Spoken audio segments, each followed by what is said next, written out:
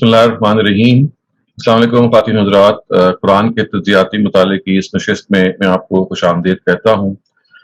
आज जिस मौजू पर हम कुरान मजीद का मुताला करेंगे ये सूरह नूर की आयत नंबर 33 है और इसमें ग़ुलामी का जो मसला है वो बयान हुआ है। ये बात किसी चीज़ की मोहताज बयान नहीं है कि जब कुरान मजीद नाजिल हुआ और उससे पहले जो अरब सोसाइटी थी उसके अंदर बेतहाशा गुलाम पाए जाते थे, मर्द और ख़वातीन, और आमतौर से जो उनकी सोर्सेज थी वो दो होती थी। बाजार होते थे और उन बाजारों में लौंडियां और गुलाम जो थे वो बेचे जाते थे। और इससे भी बड़ी जो सोर्स होती थी वो ये थी कि जो अरबों में जंगें हुआ करती थी, उन जंगों के अंदर जब कैदी बनाए जाते थे तो उन कैदियों को जो कि आज़ाद भी लोग हो सकते थे, उन सबको गुलाम बना लिया जाता था और फिर लोगों में तकसीम कर दिया जाता था। तो सबसे बड़ी सोर्स वो जंगें थी और उन जंगों को की जो प्रोडक्ट था वो ये था कि जो उसको वॉर बूटी कहते हैं, उसके नतीजे में जो माल गनीमत हाथ आता था, उस माल गनीमत के अंदर ना सिर्फ ये कि बहुत सारा मालो मता होता था बल्कि इसके साथ साथ ख़वातीन को और मर्दों को दे वुड बी इंस्लेव्ड, उनको बांदियां और गुलाम बना लिया जाता था। और अरबों के ट्रेडिशन और कस्टम के मुताबिक जो बांदियां हैं उनसे जिनसी ताल्लुक जो है उसको जायज़ और रवा समझा जाता था।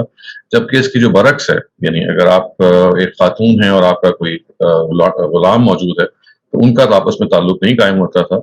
लेकिन अगर आप एक मर्द हैं और आपने किसी फीमेल प्रिजनर को कैप्चर किया है तो आप उसको बांदी बना के उससे ताल्लुक कायम कर सकते थे। तो कुरान मजीद ने एक तदरीज से इस प्रैक्टिस को ख़त्म किया और इस प्रैक्टिस को ख़त्म करने के लिए मुख्तलिफ इक़दामात किए। तो हम इन जो इस पूरे इशू का जायज़ा लेंगे एक मरतबा फिर, और ये जायज़ा जैसे आपको मालूम है कि हमारा जो ट्रेडिशनल फ़िक्र है उसकी रोशनी में भी लेंगे और इसके साथ साथ जो फ़राई स्कॉलर्स हैं जिस तरह से वो इन आयात को इंटरप्रेट करते हैं उनको भी हम जानने की कोशिश करेंगे। सबसे पहले आपके सामने मैं आयतों को डिस्प्ले करता हूँ कि जो ग़ुलामी के इस मसले के बारे में एक आखिरी हुक्म देती हैं, जिनके बारे में हम ये कह सकते हैं कि आज़ादी का जो परवाना था वो गुलामों के हाथ में थमा दिया गया। एक लिहाज से उनको बता दिया गया कि दे वांट एमेंसिपेशन, तो आप वो हासिल कर सकते हैं अपने मास्टर्स के साथ। सबसे पहले ये हम मुफ्ती शफी साहब की जो तर्जुमा है इन आयात का वो पढ़ेंगे, लेकिन पहले आप अरबी मतन जो है वो समाअत कीजिएगा। उसके अल्फाज ये हैं, वल्लज़ीना यब्तगूनल किताब मिम्मा मलकत अयमानुकुम फकातिबूहुम इन अलिमतुम फीहिम खैरा व आतूहुम मिम्मालिल्लज़ी आताकुम। और जो लोग चाहें लिखत आज़ादी की माल देकर उनमें से कि जो तुम्हारे हाथ के माल हैं तो उनको लिख कर दे दो। ये थोड़ी सी मुश्किल कदीम उर्दू है। इसका मतलब ये है कि जो लोग जो आपके गुलाम हैं अगर वो आज़ादी चाहते हैं तो आप उनको उस चीज़ को लिख कर दे दीजिए। और इसका एक शर्त आयद की गई है, अगर तुम समझो कि इनमें कुछ नेकी है, यानी अगर वो नेक हैं, उनमें कोई खैर है तो आप उनको आज़ाद कर सकते हैं। और उनको अल्लाह के माल से जो तुमने दिया है, यानी अल्लाह ताला के माल से जो आपको दिया गया है उससे आप उनको आज़ाद कर सकते हैं। गोया कि उस माल को आप इस्तेमाल कर सकते हैं इन गुलामों को आज़ाद करने के लिए। तो ये वो आखिरी हुक्म है कि जिसके बारे में ये कहा जाता है कि इससे पहले भी अहकाम दिए गए, लेकिन ये वो हुक्म है कि जिसके देने के बाद फिर कुरान मजीद से ही मालूम होता है कि गुलामों को ये कह दिया गया और ख़वातीन को भी, गुलाम ख़वातीन को भी, कि अगर आप चाहते हैं तो यू कैन इमेंसिपेट योरसेल्फ। आपको अपने जो मास्टर्स हैं, जो आपके जो मालिक हैं, उनको एश्योरेंस देनी है और कुछ माल अता करना है और मुकातबत होगी। मुकातबत का मतलब ये है कि एक मुआहदा होगा जिसका मतलब ये है कि you will not be a nuisance in the society. आप कोई you will not take to beggary, you will not take to any other evil means, बल्कि आपकी जिम्मेदारी लेंगे कि I am be a responsible citizen of the country. तो इसको कुछ तफसील से जिस तरह से हम कह सकते हैं कि समझना है, तो इसके लिए सबसे अहम जगह या आप यूँ समझ लीजिए कि दौरे हाजिर में जो कंटेम्प्रेरी स्कॉलर्स या हमारे जो कन्वेंशनल स्कॉलर्स हैं उनकी नुमाइंदगी को देखने के लिए जो सबसे बेहतर जगह या सबसे यूँ समझ लीजिए कॉम्प्रिहेंसिव जगह है, उस्ताद अबुल आला मौदूदी साहब की तफ़हीमुल कुरान है, जहाँ पे उन्होंने इन आयतों की तफसीर भी की और इसी को तशरीह भी की। तो मैं वो मुख्तसरन चाहता हूँ कि आपके सामने वो तशरीह भी आ जाए। तो वही कहते हैं कि भलाई से मुराद तीन चीजें हैं। वो है ना कि इन आलम तुम फीहिम खैरा, कि अगर इनके अंदर आप भलाई देखते हैं, अगर आप इनके अंदर कोई अच्छाई देखते हैं तो आप ان کو آزاد کر سکتے ہیں. اب اس کی تشریح کر رہے ہیں. کہتے ہیں کہ ایک یہ کہ غلام میں مالی کتابت ادا کرنے کی صلاحیت ہو، یعنی وہ کما کر یا محنت کر کے اپنی آزادی کا فدیہ ادا کر سکتا ہو، جیسے کہ ایک مرسل حدیث میں ہے کہ حضور صلی اللہ علیہ وسلم نے فرمایا، اس کا ترجمہ یہ کیا ہے کہ اگر تمہیں معلوم ہو کہ وہ کما سکتا ہے تو مکاتبت کرو، یہ نہ ہو کہ ایسے لوگوں سے بھیک مانگنے پھرنے کے لیے آپ ان کو چھوڑ دیں. تو یہ کہ ہی will make a covenant and agreement اپنے مالک سے کہ میں کچھ کما کے دوں گا تاکہ میں جو آزادی آپ سے حاصل کر رہا ہوں کہ اس کا ایک لحاظ سے فدیہ ہوگا. ایک بات انہوں نے یہ کی. دوسری یہ کہ اس میں اتنی دیانت اور راست بازی موجود ہو کہ اس کے قول پر اعتماد کر کے معاہدہ کیا جا سکے. ایسا نہ ہو کہ مکاتبت کر کے وہ مالک کی خدمت سے بھی چھٹی پا لے اور جو کچھ اس دوران میں کمائے اسے کھا پی کر برابر کر دے. تو obvious ہے کہ آپ کو یہ ٹرسٹ ہے، کیونکہ وہ جو معاہدہ ہے وہ تو فیوچر کے لحاظ سے ریئلائز ہوگا کہ جو اس نے پیسے دینے ہیں، لیکن آپ کے اندر اتنا اس کو آپ ٹرسٹ کر سکتے ہیں کہ ہاں یہ اگر معاہدہ کر رہے ہیں یہ فیوچر میں مجھے پیسے ادا کر دیں گے. پھر وہ کہتے ہیں کہ تیسری یہ ہے کہ مالک اس میں سے ایسے برے اخلاقی رجحانات یا اسلام اور مسلمانوں کے خلاف دشمنی کے ایسے تلخ جذبات نہ پاتا ہو جن کی بنا پہ اندیشہ ہو کہ اس کی آزادی مسلم معاشرے کے لیے خطرناک ہوگی. بالفاظ دیگر اس سے توقع کی جا سکتی ہو کہ مسلمان یا مسلم معاشرے کا ایک اچھا آزاد شہری بن سکے گا، نہ کہ آستین کا سانپ بن کر رہے گا. یہ بات پیش نظر رہے کہ معاملہ جنگی قیدیوں کا بھی تھا جن کے بارے میں یہ احتیاطیں ملحوظ رکھنے کی ضرورت تھی. تو یہ ظاہر ہے ایک تیسری بات ہے، ایک آدمی کے اوپر آپ کو یہ اعتماد ہو کہ وہ کوئی بری کیمپین شروع نہیں کرے گا، کسی کانسپریسی میں مبتلا نہیں ہو جائے گا اور ریسپانسبل شہری کے طور پر رہے گا. تو یہ جو یہ تشریح اصل میں انہوں نے اس کی ہے. یہ دیکھیے جو آیت میں ہے نا، وَإِنْ عَلِمْتُمْ فِيهِمْ خَيْرًا، یہ حصہ ہے کہ اگر تم ان کے اندر نیکی کا رجحان سمجھو. وہ کہتے ہیں وہ نیکی کا رجحان یا اچھائی کا جو رجحان ہے اس کی تشریح یہ ہے کہ یہ ان تین باتوں میں پورا اترے. تو یہ انہوں نے اس کی تفصیل بیان کی. آگے پھر وہ مزید کچھ لکھتے ہیں. وہ کہتے ہیں کہ یہ عام حکم ہے جس کے مخاطب آقا بھی ہیں، عام مسلمان بھی اور اسلامی حکومت بھی. آقاؤں کی ہدایت ہے کہ مالی کتابت میں کچھ نہ کچھ دے کر معاف کر دو. چنانچہ متعدد روایات سے ثابت ہوا کہ صحابہ کرام اپنے مکاتبوں کو مال و کتابت کا ایک متعدد حصہ معاف کر دیا کرتے تھے. یعنی ایسا بھی ہوا ہے کہ ان کو یہ دینے کی ضرورت نہیں پڑتی تھی. they would just say کہ ٹھیک ہے، ہمیں آپ پہ اعتماد ہے، ہم آپ کو اس چیز کو معاف کرتے ہیں. تو عام مسلمانوں کو ہدایت ہے کہ جو مکاتب بھی اپنا مال کتابت ادا کرنے کے لیے ان سے مدد کی درخواست کرے وہ دل کھول کر اس کی امداد کرے. یہ بھی ہے کہ بھئی اگر آپ نے if you are able to help them in any way تو ضروری نہیں ہے کہ آپ وہ اپنا پیسہ خود ادا کریں، آپ بھی ان کو پیسے دے کے ان کو آزاد کروا سکتے تھے. یہی اسی انہوں نے تھوڑی سی اور تفصیل بیان کی ہے. اس کے بعد وہ لکھتے ہیں کہ اسلامی حکومت کو بھی ہدایت ہے کہ بیت المال میں جو زکوٰۃ جمع ہو سکتی ہے اس سے بھی وہی کام کرے. یعنی گویا کہ جو اسلامی حکومت کو یہ حق حاصل ہے کہ ان کے پاس ایک بیت المال ہے، ایک پبلک ٹریجری ہے، تو اس سے بھی وہ خرید کر غلاموں کو آزاد کر سکتے ہیں. تو یہ چیز ہے جس کو انہوں نے تفصیل سے بیان کیا. پھر وہ کہتے ہیں کہ اس موقع پر یہ بات قابل ذکر ہے کہ قدیم زمانے میں غلام تین طرح کے تھے. اب وہ اس کی کیٹیگری کر رہے ہیں. ایک جنگی قیدی، دوسرے آزاد آدمی جن کو پکڑ کر غلام بنایا جاتا اور بیچ ڈالا جاتا، اور تیسرے وہ جو نسلوں سے غلام چلے آ رہے ہیں اور کچھ پتہ نہیں کہ ان کے آباء و اجداد کب غلام بنا لیے گئے. اور دونوں قسموں میں سے کسی قسم کے کس قسم کے غلام تھے، یہ سارے آپ کہہ سکتے ہیں کہ ان کی تفصیل موجود تھی. اسلام جب آیا تو عرب اور بیرون عرب میں دنیا بھر کا معاشرہ تمام اقسام کے غلاموں سے بھرا ہوا تھا. یعنی وہ بھی غلام تھے کہ جو جدی پشتی غلام تھے، وہ بھی تھے کہ جن کو آزاد تھے ان کو پکڑ کے بنایا جاتا تھا، اور وہ بھی تھے جو جنگی قیدی تھے. ان تینوں کو وہ کہتے ہیں کہ غلام بنا لیا جاتا تھا. اور وہ دوسرا سوال یہ تھا کہ آئندہ کے لیے غلامی کے مسئلے کا کیا حل ہے. پہلے سوال کے جواب میں یعنی پہلے انہوں نے ایک سوال کو ریز کیا. وہ یہ کہتے ہیں کہ ایک سوال تو یہی تھا نا کہ ہم اس موقع پہ کیا کریں. تو انہوں نے اس کو کیٹیگرائز کیا اور یہ بتایا کہ دیکھیے غلامی کی یہ تین قسمیں ہیں. اور پہلا سوال یہ ہے کہ جو غلام پہلے سے چلے آ رہے ہیں ان کا کیا کیا جائے، جو پریویسلی چلے آ رہے ہیں. اور دوسرا سوال یہ کہ آئندہ کے لیے غلامی کا مسئلے کا کیا حل ہے، یعنی نئے جو غلام بنائے جائیں گے ان کو کیا کیا جائے.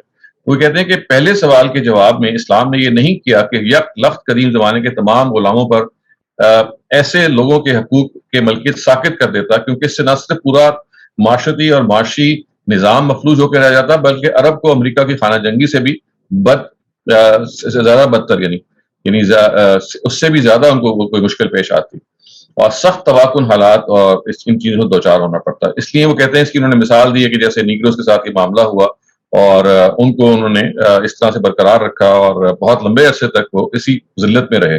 وہ کہتے ہیں یہ اس احمقانہ طریقے سے اصلاح کو کرنے کے بجائے اسلام نے ایک تدریج کا طریقہ اختیار کیا اور ایک زبردست اخلاقی تحریک شروع کی اور تلقین و ترغیب مذہبی احکام اور ملکی قوانین کے ذریعے سے ان لوگوں کو ابھارا کہ آخرت کی نجات کے لیے آپ غلاموں کو آزاد کرتے ہیں۔ تو ان آزادی کی پھر انہوں نے کچھ تفصیل بیان کی ہے کہ دیکھیے مختلف غلاموں کو کیسے آزاد کیا گیا، یہ آپ پڑھ سکتے ہیں۔ یہ یعنی وہ کہتے ہیں کہ یہ جو موجود غلام ہیں ان کا حل یہ کیا گیا کہ لوگوں کو ترغیب دی گئی کہ آپ ان کو آزاد کریں۔ اب کہتے ہیں کہ آئندہ کے غلاموں کا کیا کیا جائے، تو کہتے ہیں اب غلام بنایا اور بیچا اور خریدا نہیں جا سکتا، البتہ جنگی قیدیوں کو صرف اس صورت میں غلام بنا کر پکڑنے کی جائز ہے کہ جب ان کی حکومت ہمارے جنگی قیدیوں سے ان کا تبادلہ کرنے پہ راضی نہ ہو اور وہ خود بھی اپنا فدیہ نہ ادا کر سکیں، یعنی یا تو تبادلہ بھی پاسبل نہیں ہے اور وہ اپنا فدیہ بھی ادا نہیں کر سکتے۔ پھر ان غلاموں کے لیے ایک طرف اس امر کا موقع کھلا رکھا گیا کہ وہ اپنے مالکوں سے مکاتبت کر کے رہائی حاصل کر لیں، اور دوسری طرف وہ تمام ہدایات ان کے حق میں موجود ہیں جو قدیم غلاموں کے بارے میں تھیں کہ نیکی کا کام سمجھ کر رضائے الہی کے لیے انہیں آزاد کیا جائے یا گناہوں کے کفارے میں ان کو آزادی بخش دی جائے، یا کوئی شخص اپنی زندگی تک اپنے غلاموں کو غلام رکھے اور بعد میں وہ یہ وصیت کر دے کہ میرے مرنے کے بعد ہی وہ مرنے کے فوراً بعد آزاد ہو جائے گا۔ یہ انہوں نے اس کی تفصیل بھی بتائی ہے کہ یہ ایسا ہوتا رہا ہے۔ اس کے بعد وہ یہ کہتے ہیں کہ یہ جو سارے کا سارا یہ معاملہ ہے، اگرچہ یہ رہا تو ایسا ہی ہے کہ جو موجود غلام ہیں ان کو کہا گیا کہ آپ ان کے بارے میں ایک تحریک چلائی گئی کہ لوگ ان کو آزاد کریں۔ اس آزادی کا جو پروانہ تھا وہ ان کے ہاتھ میں تھما دیا گیا، ان سے کہا گیا کہ اگر you are able to pay your you can buy your freedom, you can buy your freedom by just paying the amount that you have، جو آپ کے مالک سے ہے، اور مالک آپ اگر ٹرسٹ کرتا ہے تو اس سے یہ ایک اعتماد پیدا ہو جاتا ہے کہ جس غلام کو آپ نے آزاد کیا، جس لونڈی کو آپ نے آزاد کیا، he or she would be a very responsible citizen of the country۔ تو یہ جب کرنے کے بعد انہوں نے یہ کہا کہ اب سوال تو یہ پیدا ہوتا ہے کہ نئے غلاموں کا کیا کیا جائے۔ پرانے غلاموں کے بارے میں تو ترغیب دے دی گئی، تو نئے غلاموں کے بارے میں یہ کہتے ہیں کہ اگر وہ فدیہ نہیں دے سکتے اپنا، اور دوسری جو حکومت ہے جن کا آپ نے قیدی پکڑے ہیں ان کو پکڑ پکڑ کے آپ غلام بنا رہے ہیں، اگر وہ بھی پاسبل نہیں ہے تو پھر آپ کے پاس کوئی چارہ نہیں ہے کہ آپ وہ غلام بنا کے رکھیں گے، اور اس کے نتیجے میں نہ صرف یہ کہ وہ آپ کے غلام رہیں گے بلکہ ان کے ساتھ جو قریبی جسمانی تعلق ہے جیسے میں نے عرض کیا وہ بھی جائز قرار پائے گا۔ اور یہ استاذ ابوالعلا مودودی نے اس کو اس طرح سے بیان بھی کر دیا ہے، اور ان کے پیچھے جو ایک پوری روایت کھڑی ہے مسلمانوں کی تاریخ کی، ان کے ہاں جو بیشتر اس میں نقطۂ نظر رہے ہیں وہ بھی یہی ہے کہ اگر ہم اس موقع پہ جنگ لڑتے ہیں، اس موقع پہ اگر کبھی بھی جنگ ہوتی ہے مسلمانوں کی کفار سے، تو اس کے اندر جو جنگی قیدی پکڑے جائیں گے ان کو غلام بنایا جا سکتا ہے، اور ان کے ساتھ اگر تبادلے کا معاملہ نہیں ہوتا، یعنی یہ ظاہر ہے کہ یہ وہ چیزیں ہیں کہ جو دور جدید نے پیدا کی کہ اگر آپ اب ایک UN چارٹر پہ آپ نے دستخط کر دیے ہیں اور جو پرزنرز آف وار کا جو ایکسچینج کا جو پورا پیٹرن ہے وہ طے کر دیا ہے، if that is not possible تو پھر یہ ضروری ہے کہ آپ keep them to yourself، اور پھر آپ ان سے وہ جو بھی آپ تمتع کر سکتے ہیں وہ آپ کریں۔ لیکن اس سلسلے میں جس چیز کو سمجھنے کی ضرورت ہے وہ یہ ہے کہ یہ تو دور جدید کی ریاست کے نتیجے میں یہ بات پیدا ہوئی کہ آپ تبادلے کے بارے میں اصرار کریں یا فدیے کے بارے میں اصرار کریں، لیکن ہمارے ہاں جو عمومی طور پہ اس وقت مذہبی قانون ہے، جو مذہبی لوگوں کی اس میں اپروچ ہے وہ یہ ہے کہ آپ اگر جنگ ہوتی ہے تو اس جنگ کے نتیجے میں جو لوگ پکڑے جاتے ہیں ان کو اگر وار کرائمز کا وہ گلٹی ہیں تو ان پہ مقدمہ چلایا جائے گا، لیکن اگر فرض کیجئے ایسا نہیں ہوتا تو پھر وہ ان کو غلام بنایا جا سکتا ہے اور ان کو فوج کے اندر فوجیوں میں تقسیم بھی کیا جا سکتا ہے۔ یہ وہ کلاسیکل موقف ہے جس کے نتیجے میں غلامی کا جو ادارہ ہے وہ بظاہر ایسا لگتا ہے کہ اگر ایسا آپ اس کو مان لیں کہ آج بھی جنگی قیدیوں کو آپ غلام بنا سکتے ہیں، تو پھر یہ وہ چیز ہے کہ جو خواتین و ذات ہمارے لیے اس سوال کا باعث بنتی ہے کہ قرآن مجید کے اندر جو غلامی کا معاملہ زیر بحث آیا ہے اس کی نوعیت کیا ہے، اور اس نوعیت کو سمجھنے کے لیے پھر ہم ایک تھوڑی سی تفصیل اس کو سمجھنے کی کوشش کرتے ہیں۔ تو دیکھیے جیسے کہ میں نے عرض کیا کہ اس میں جو فرائی اسکالرس کی جو اپروچ ہے وہ اب ظاہر اس کو ہم تھوڑا سا بھی ڈسکس کر لیتے ہیں۔ انہوں نے اس چیز کو جب اس پورے مسئلے کو اپنے سامنے رکھا اور یہ دیکھا کہ قرآن مجید میں اس میں کیا ہدایات موجود ہیں، تو وہ بھی انہی دو سوالوں کو انہوں نے فیس کیا جو کہ استاذ ابوالعلا مودودی نے بھی بتائے ہیں، یعنی یہ بات کہ جو سابقہ جو غلام چلے آ رہے ہیں، جو جدی پشتی غلام ہیں یا جو مارکیٹس میں بکتے ہیں، وہ ان جو غلام ہیں جو غلامی کا انسٹیٹیوشن پہلے سے موجود ہے، اس کے بارے میں ایک رویہ کیا اختیار کیا جائے، اور اس کے ساتھ ساتھ جو دوسرا رویہ یہ ہے کہ جنگیں تو اس کے بعد بھی ہو رہی ہیں، تو جنگوں میں جن لوگوں کو پکڑ کے غلام بنایا جاتا ہے یا بنایا جا سکتا ہے، ان کے بارے میں کیا کیا جائے۔ تو سب سے پہلے تو دیکھیے وہ یہ کہتے ہیں کہ یہ جان لیں کہ نئے غلاموں کو بنانے کا جو رستہ ہے وہ ہمیشہ کے لیے بند کر دیا گیا۔ یہ استاد ابو اللہ مودودی کے اور ہمارے جو سابقہ اسکالرز ہیں ان کے موقف کے بالکل الٹ پاس ہے، اور انہوں نے سورہ محمد کی جو آیت ہے جو بھی میں آپ کے سامنے پڑھتا ہوں اس سے اس کو ڈرائیو کیا، یہ بتایا کہ دیکھیے قرآن مجید میں تو یہ کہا گیا ہے کہ جب بھی کوئی جنگی قیدی پکڑا جائے گا تو اس کو لازماً رہا کر دیا جائے گا، یا فدیے کے ساتھ اور یا بغیر فدیے کے۔ فدیے کا مطلب ہے رینسم، یا رینسم کے ساتھ اس کو رہا کر دیا جائے گا، یا وداؤٹ رینسم جو ہے اس کو رہا کر دیا جائے گا، لیکن اس کو غلام نہیں بنایا جا سکتا۔ اس کو کسی بھی صورت نہ غلام کسی کو پکڑ کے بنایا جا سکتا ہے، نہ کسی کو لونڈی بنایا جا سکتا ہے۔ جو قرآن کے الفاظ ہیں وہ یہ ہیں کہ اما منم بعد و اما فداء، یعنی آپ once you capture prisoners of war you have to free them either on ransom or without ransom۔ یہ اس میں ایکسیپشن موجود ہے کہ اگر وہ prisoners of war جو ہیں وہ وار کرائمز کے they are guilty of war crimes، تو پھر ظاہر ان پہ مقدمہ چلے گا اور ان کو جو سزا اس کے نتیجے ملنی چاہیے وہ ملے گی، لیکن ان کو they cannot be enslaved in any way۔ تو اس طرح سے وہی کہتے ہیں کہ دیکھیے جو نئے غلام بننے کا رستہ تھا اس کو ختم کر دیا گیا، اس کے بارے میں اب دیر از نو ایبسولوٹ پاسبلٹی کہ کبھی کوئی جنگ ہو اور آپ اس جنگ کے نتیجے میں یہ کہیں کہ بھئی اب جو ہم نے لوگوں کو پکڑا ہے، خواتین کو یا مردوں کو غلام بنائیں گے۔ ہاں، مجھے آپ کو ایک واقعہ مزے کا سناتا چلوں، شاید میں پہلے بھی بتا چکا ہوں آپ کو کہ میں جب پڑھ رہا تھا اپنی انجینئرنگ اسٹوڈنٹ لائف تھی جب میری، تو ہمارے ایک پروفیسر تھے فزکس کے، اللہ تعالیٰ ان کی مغفرت کرے، وہ دنیا میں اب نہیں رہے، تو انہوں نے یہ بات ہے 1984 کی بات ہے، جب اندرا گاندھی جو ہیں وہ انڈیا کی پرائم منسٹر تھی، اور اس موقع پہ ہوتا یہ تھا کہ اکثر انڈیا اور پاکستان کی جو فوجیں تھیں وہ بارڈرز پہ ایکسرسائز کر رہی ہوتی تھیں، اور کسی بھی ایسکلیشن کے نتیجے میں there is always this severe threat کہ ایسا نہ ہو کہ وار شروع ہو جائے۔ تو مجھے یاد ہے کہ اکتوبر of 1984 was a time in which this was going on every day۔ تو ایک دن ہمارے فزکس کے پروفیسر جو تھے اسٹینفورڈ کے، وہ گریجویٹ تھے، ویری بریلینٹ پرسن، وہ آئے اور آؤٹ آف نو ویئر انہوں نے ایک اناؤنسمنٹ کی even before starting his lecture, کہتے ہیں کہ اگر انڈیا اور پاکستان میں جنگ ہوتی ہے تو میں نے اندرا گاندھی کو اپنی لونڈی بنا لینا۔ اب ہم یہ سن کے we were all shocked کہ بھئی یہ ایک، چونکہ وہ بہت زیادہ مذہبی آدمی نہیں تھے، نارمل جیسے ہوتا ہے، تو یہ سوچ کے کہ بھئی ایک آدمی جو جس کا کانسیپٹ یہ ہے جو بیسکلی اپنی زندگی میں ایک سیکولر ہے، لیکن مذہبی لحاظ سے ان کے ہاں بھی جو انفارمیشن ہے اس معاملے کی وہ یہ ہے کہ آپ اگر جنگ آپ کی ہوتی ہے تو آپ کسی کو لونڈی بنا سکتے ہیں۔ انہوں نے یہ ورڈز کہے اور I can still hear those words in my ears and this still cause those shock waves۔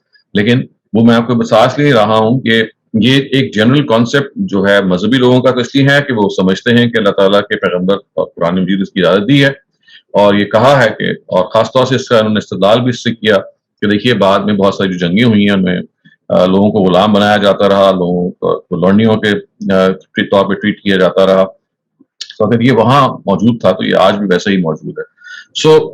اس سلسلے میں جو چیز میں اپنی بات کو جو سابقہ بات سے جوڑ رہا ہوں دوبارہ سے، کہ دو ایشوز تھے، آپ کو یاد ہوگا، اس کو ذرا ریوائز کر لیجئے۔ ایک ایشو یہ تھا کہ جو پرانے غلام ہیں، جو چلے آ رہے ہیں، جو گھروں میں پہلے سے موجود ہیں، ان کا کیا کیا جائے، اور ان غلاموں کا کیا کیا جائے کہ جو اب آپ جو جنگیں ہوتی ہیں اس کے نتیجے میں آپ پکڑتے ہیں۔ تو سب سے پہلے اسلام نے یہ کیا، جنگ بدر جو کہ پہلی جنگ ہوئی ہے قریش سے اور کفار سے، اسی موقع پہ یہ سورہ محمد کی آیتیں نازل ہوئیں، اور اس موقع پہ یہ بتایا کہ اب کسی کو جنگ میں پکڑ کے غلام نہیں بنایا جا سکتا، آپ کو ان کو پریزنرز آف وار ٹریٹ کرنا ہے، POWs ہیں وہ، they will be released either on ransom or without ransom, but they have to be released unless they are guilty of all crimes، جو ایکسیپشن ہے، in which case of course کہ ان پہ ایک کوئی مقدمہ چلایا جائے گا، ان کا ٹرائل لیا جائے گا، لیکن آپ ان کو غلام نہیں بنا سکتے۔ تو ایک کام تو یہ کیا کہ نئے غلاموں کا رستہ اللہ تعالیٰ کی اس آیت نے بند کر دیا کہ اب نئے غلام جو ہیں they are absolutely not possible۔ اس کے بعد رہ جاتے ہیں کہ جو پہلے سے چلے آ رہے ہیں، تو جو پہلے سے چلے آ رہے ہیں غلام اور لونڈیاں، ان کے بارے میں یہ ذہن میں رکھیے گا کہ they had become part and parcel of the Arabian society۔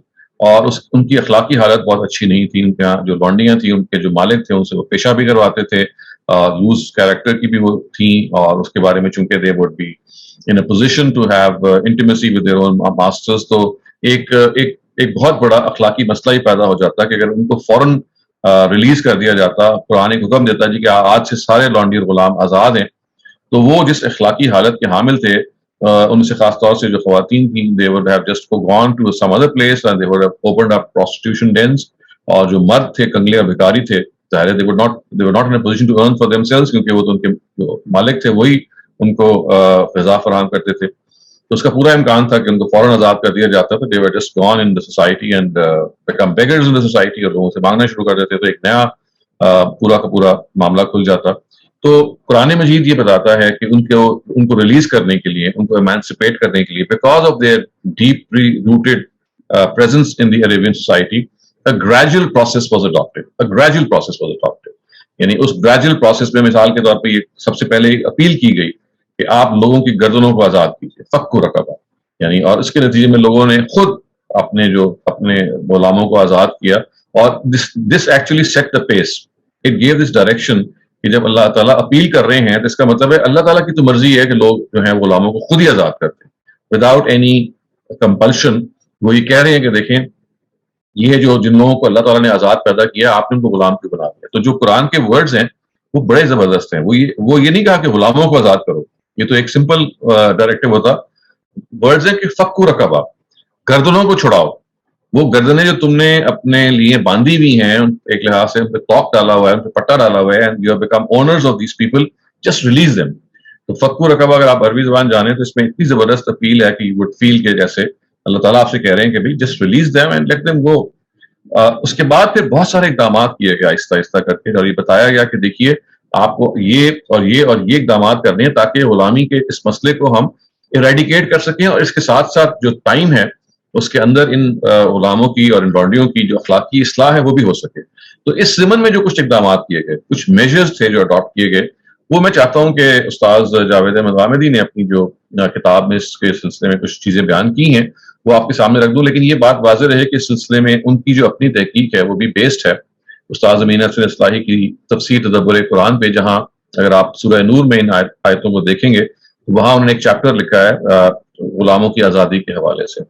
تو اسی کو ایکسپینڈ کیا ہے غامدی صاحب نے اپنی اس نوٹ میں. یہ نوٹ میں آپ کے سامنے پڑھ کے سنانا چاہتا ہوں, کیونکہ یہ نوٹ ہی بتاتا ہے کہ کیسے غلاموں کو آہستہ آہستہ آزاد کیا گیا, اور اس کے لیے کیا تدریجی جو یا گریجول پروگریشن تھا وہ اڈاپٹ کیا گیا.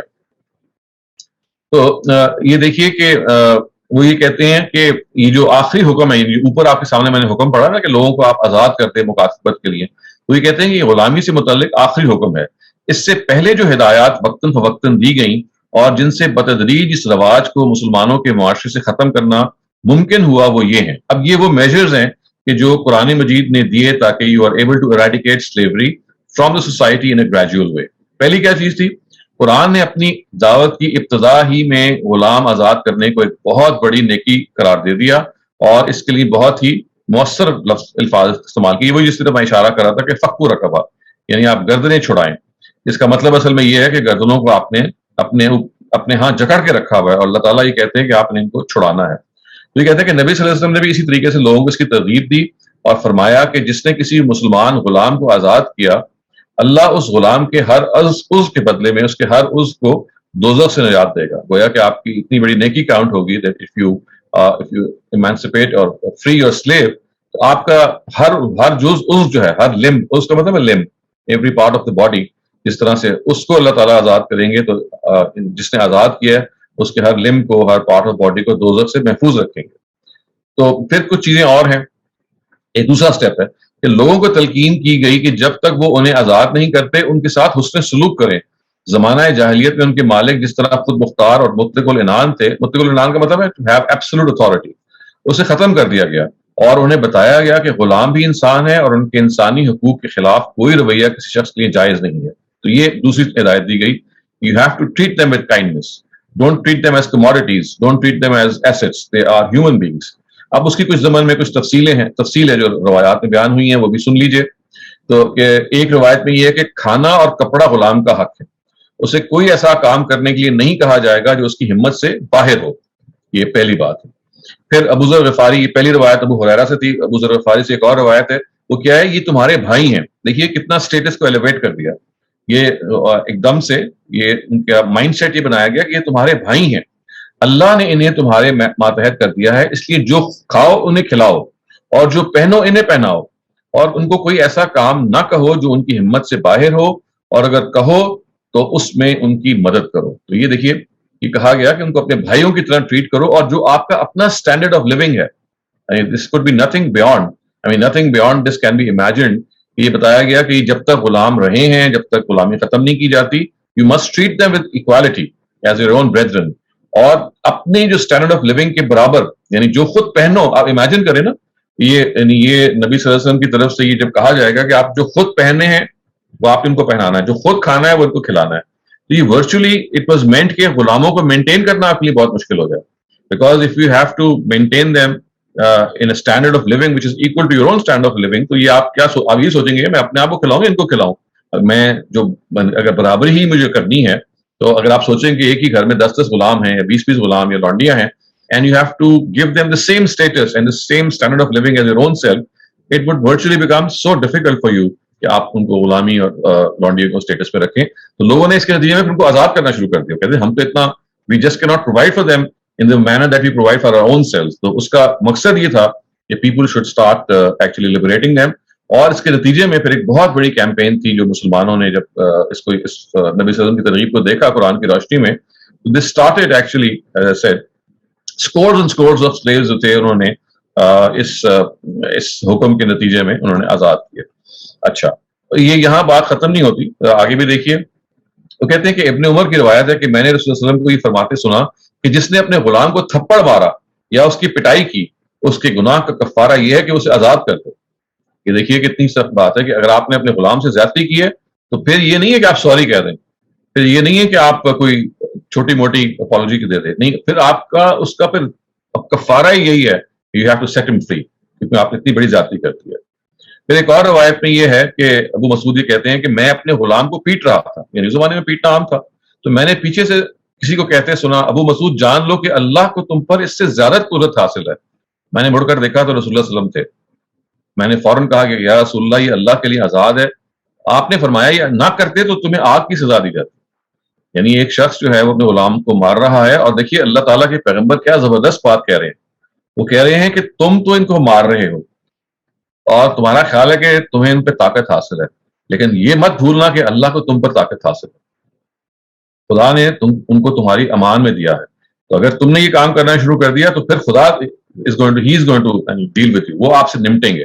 اور ان کو جب احساس ہوا کہ ان سے غلطی ہوئی ہے تو انہوں نے امیڈیٹلی کہا جی کہ میں اس کو آزاد کرتا ہوں. اور نبی صلی اللہ علیہ وسلم نے کہا کہ تم اگر یہ نہ کہتے تو پھر تمہیں سخت سزا دی جاتی، کیونکہ تم نے جو زیادتی کی ہے اس کا بدلہ صرف یہی تھا کہ you are bound to set him free.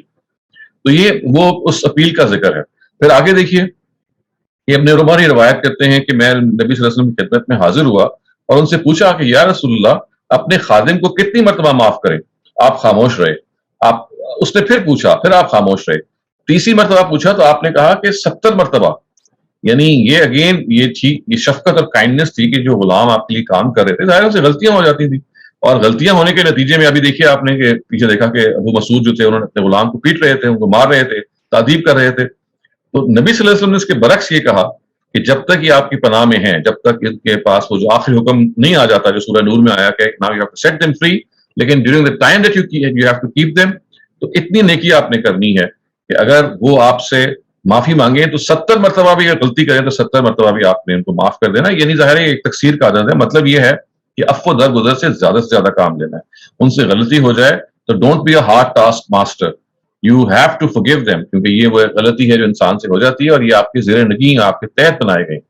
تو اب یہ دیکھیے کتنی ایک غیر معمولی جو پروٹیکشن ہے ان کو دی گئی جب تک کہ لوگوں کی وہ دسترس میں تھے. اچھا، اس کے بعد کچھ اور میجرز ہیں جو انہوں نے لکھ کے بتایا. مثلا ایک میجر یہ ہے کہ قتل خطا زہار، یہ آپ کو پتا ہے عربوں میں طلاق دینے کا طریقہ تھا یا اپنی بیوی کو جدا کرنے کا طریقہ تھا، یا اس طرح کے جو بعض دوسرے گناہ ہیں ان میں غلاموں کو آزاد کرنے کا کو کفارہ اور صدقہ قرار کیا گیا. یعنی یہ آپ سمجھیے کہ یہ خود ایک انڈیکیشن تھی کہ بہت ساری سزائیں جو تھیں اس زمانے میں ان میں سے سزا کا ایک پہلو یہ تھا، پینلٹی کا ایک پہلو یہ تھا کہ آپ یہ کام کریں اور غلام آزاد کریں.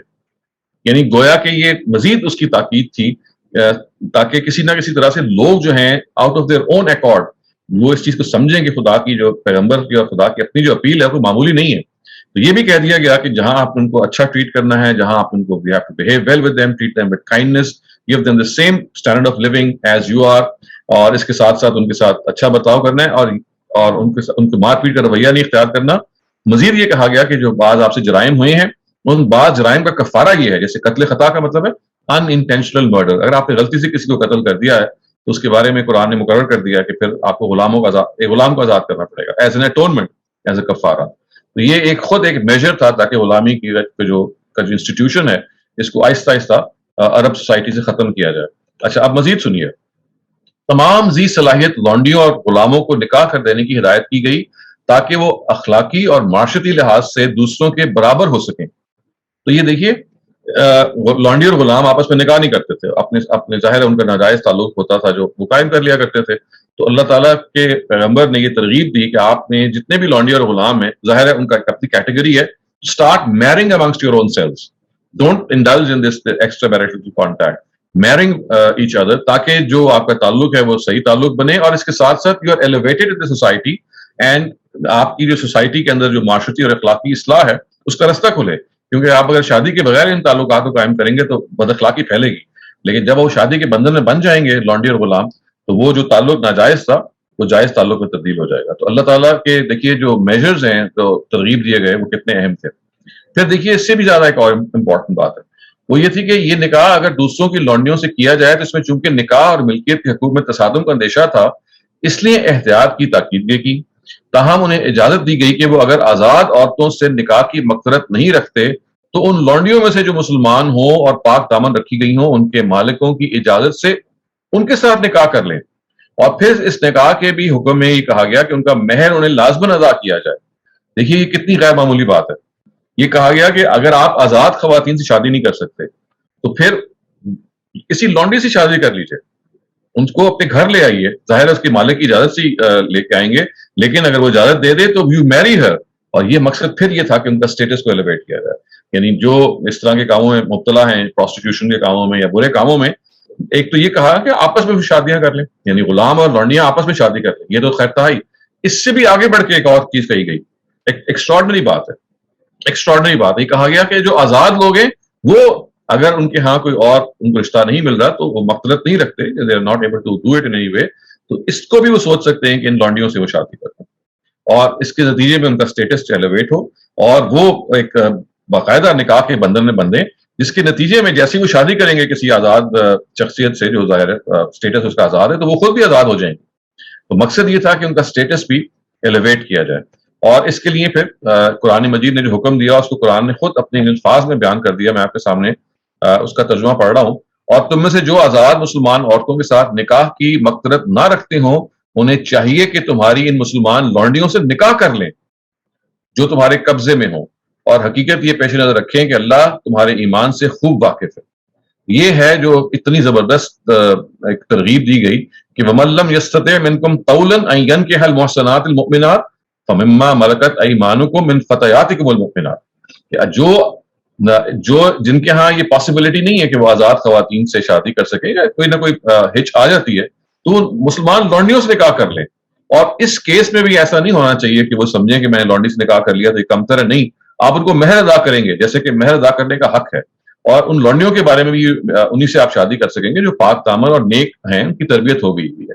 تو اس نے ایک بہت بڑا امپیٹس دیا خواتین و حضرات. اس کے نتیجے میں جو شادیاں ہوئیں ان کو ان کے اسٹیٹس کو بلند کرنے کے لیے انہوں نے جو کردار ادا کیا اس سے آپ بخوبی واقف ہو سکتے ہیں. دیکھیے اس کے بعد ایک اور قدم اٹھایا گیا اور یہ کہا گیا کہ زکوٰۃ کے مصارف میں سے ایک مستقل مد فی الرقاب کی بھی رکھی گئی ہے. یعنی فی الرقاب کا کیا مطلب ہے کہ لوگوں کو آزاد کیا جائے. گویا کہ بیت المال کے اندر مسلم اسٹیٹ کے اندر جو پبلک ٹریجری ہے، اس پہ جو پیسے آتے ہیں ان سے کہا گیا حکمرانوں سے، رولر سے، کہ ان پیسوں سے آپ پکڑ کے لوگوں کو آزاد کریں، لوگوں کو خریدیں ان کے مالکوں سے اینڈ سیٹ دیم فری. تو پبلک ٹریجری کو اس کے لیے استعمال کیا گیا جو آپ حکومت کا بیت المال ہے. یہ نہ سمجھیں کہ صرف لوگوں نے یہ کام کرنا ہے بلکہ ریاست کو شریک کر دیا گیا. ریاست سے کہا گیا کہ آپ لوگوں سے زیادہ امیر ہیں آپ کے پاس پبلک ویلتھ موجود ہے, اس ویلتھ کو استعمال کیجئے and buy the slaves and just set them free. تو یہ ایک اور ہے جو قدم اٹھایا گیا جس نے پھر بہت زیادہ امپیٹس دیا اس کی آزادی کا. پھر دیکھیے ایک اور کام کیا گیا کہ زنا کو جرم قرار دیا گیا, جس کے نتیجے میں لونڈیوں سے پیشہ کرانے کے تمام اڈے آپ سے آپ بند ہو گئے, اور اگر کسی نے خفیہ طریقے سے اس کاروبار کو جاری رکھنے کی کوشش کی تو اسے نہایت عبرت ناک سزا دی گئی. تو یہ ایک اور میجر تھا. دیکھیے یہ جو لونڈیاں تھیں یہ پیشہ کرتی تھیں, پروسٹیٹیوشن کا کام کرتی تھیں, تو ایک اور جو کام کیا گیا وہ یہ ہے کہ جو پروسٹیٹیوشن کو اور زنا کو, ایڈلٹری کو یا فورنیکیشن کو آؤٹ لا قرار دے دیا گیا. اور آپ کو معلوم ہے سورہ نوری میں, اسی سورہ کے شروع میں جو سورہ کی آیت آج پڑھی ہے, یہ کہا گیا کہ جو لوگ اس گھنونے جرم میں انوالو ہوتے ہیں, انڈلج ہوتے ہیں, ان کو 100 کوڑے مارے جائیں گے, یا اس کے بارے میں اور سخت سزائیں جو ہیں جو تجویز کی گئی. تو اس طرح سے یہ ایک اور رستہ مسدود کر دیا گیا, رستہ بند کر دیا گیا کہ اگر آپ اس برے کام میں indulge in this then you will be really punished also. تو جہاں ترغیب دی گئی, جہاں پہ محبت سے کام لیا گیا, وہاں ایک یہ بھی قدم اٹھایا گیا کہ اگر آپ باز نہیں آئیں گے اس برے پیشے سے تو پھر اس میں آپ کو سزا بھی ملے گی. تو سزا اینڈ ترغیب, سزا and ایکزورٹیشن they went hand in hand, تاکہ یہ دونوں چیزیں جو ہیں وہ اپنا کردار ادا کریں. اچھا پھر آگے دیکھیے, لوگوں کو بتایا گیا کہ وہ سب کے وہ اللہ کے غلام ہیں. دیکھیے کتنی بڑی بات ہے. لوگوں سے کہا گیا کہ آپ بندوں کے غلام نہیں ہیں, آپ اللہ کے غلام ہیں. لہٰذا لونڈیوں اور غلاموں کے لیے عبد اور اما کے الفاظ استعمال کرنے کے بجائے فتح اور فتات کے لفظ کے الفاظ استعمال کیے گئے تاکہ لوگوں کی جو نفسیات ہے وہ بدل جائے. اب دیکھیے کہ کتنی زبردست سائیکولوجیکل میجر تھا جو قرآن نے لیا. وہ کیا تھا؟ وہ یہ تھا کہ you don't call a slave by the name slave, یعنی لونڈی اور غلام کا جو لفظ ہے وہ ابالش کر دیا گیا. آپ کو ان کو مین اور وومن کہنا ہے. انسان کی جو کیٹیگری ہے, ظاہر مرد ہیں یا عورت ہیں, تو چونکہ پرانے معاشروں میں انسانوں ہی کی کیٹیگری میں غلام اور لونڈی ان کا ایک سب سیٹ تھے, ایک ان ہیومن سب سیٹ تھے کہ کچھ تو آزاد لوگ ہیں اور کچھ غلام لوگ ہیں. تو اللہ تعالیٰ نے کہا کہ ان غلاموں کو آپ نے غلام نہیں کہنا, ان کو وہی نام دینے ہیں, ان کو اسی طرح سے پکارنا جیسے کہ آپ آزاد کو پکارتے ہیں. تو میں آزاد کو جو پکارتا ہوں تو میں یہی کہوں گا نا کہ خاتون ہے, ایک مرد ہے. تو جو ورڈ عربی زبان میں ہے غلام کا, وہ عبد اور اما ہے. اب ہے میل کے لیے, اب مینز اے غلام, میل غلام. اما کا مطلب ہے فیمیل غلام. تو خدا نے کہا کہ اس کو ابالش کر دیا جائے, اس کو ختم کر دیا جائے. Now you use the same words which are used for free individual, اور وہ کیا ہے؟ فتح اینڈ فتات. فتح اینڈ فتات means a boy and a girl یا man and a woman. اور اس کی وجہ کیا تھی؟ تاکہ آپ کی جو سائیکی ہے یہ تبدیل ہو, کہ آپ نے ان کو بلانا ہی نہیں ہے کہ یہ غلام ہے. آپ نے ان کو سرونٹ یا غلام, سرونٹ کا لفظ تو میں آج کے تناظر میں کہہ رہا ہوں, لیکن اس زمانے میں ظاہر یہ بالکل اور تھا. تو آپ نے you must not actually give them the name of a Ghulam or a laundry. They have to be named in the way that you call each other. آپ ایک دوسرے کو ظاہر ہے مرد اور خواتین کی کیٹیگری میں رکھتے ہیں, تو اسی کیٹیگری میں آپ نے ان کو رکھنا ہے. تو یہ وہ سارے میجرز ہیں. آپ دیکھیں اس کو ریوائز کیجیے ابھی تک جو ہم نے بات کی ہے. غلامی کے دو سورسز تھے. ایک سورس یہ تھی کہ جنگ ہوگی, آپ اس میں آزاد لوگوں کو پکڑیں گے یا پہلے سے غلام ان کو پکڑیں گے اور اپنے ہاں غلام بنا دیں گے. اس پہ قرآن نے فوراً ایمبارگو عائد کر دیا. قرآن نے کہا nothing doing. Every person who is caught as a prisoner of war, he or she will be released. دیکھیے ریلیزڈ, ہر حال میں آزاد کرنا ہے. قیدیوں کو آپ نے آزاد کرنا ہے. غلام تو دور کی بات ہے, ان کو غلام بنانے کا تو تصور ہی نہیں ہے. You have to release them either on ransom or without ransom. آپ فدیہ دے کے ریلیز کریں, کرنا آپ نے ریلیز ہے. ہاں وہ ایکسیپشن ضرور ہے کہ کوئی وار کرمنل اگر ہے, اس نے کوئی وار کرائم کی ہوئی ہے تو ایک الگ معاملہ ہے. لیکن عام اگر آپ نے کسی فوجی کو پکڑ لیا ہے, فوجیوں کو یا اس میں اگر کوئی نرسز ہیں یا وٹ ایور, تو you have to set them free.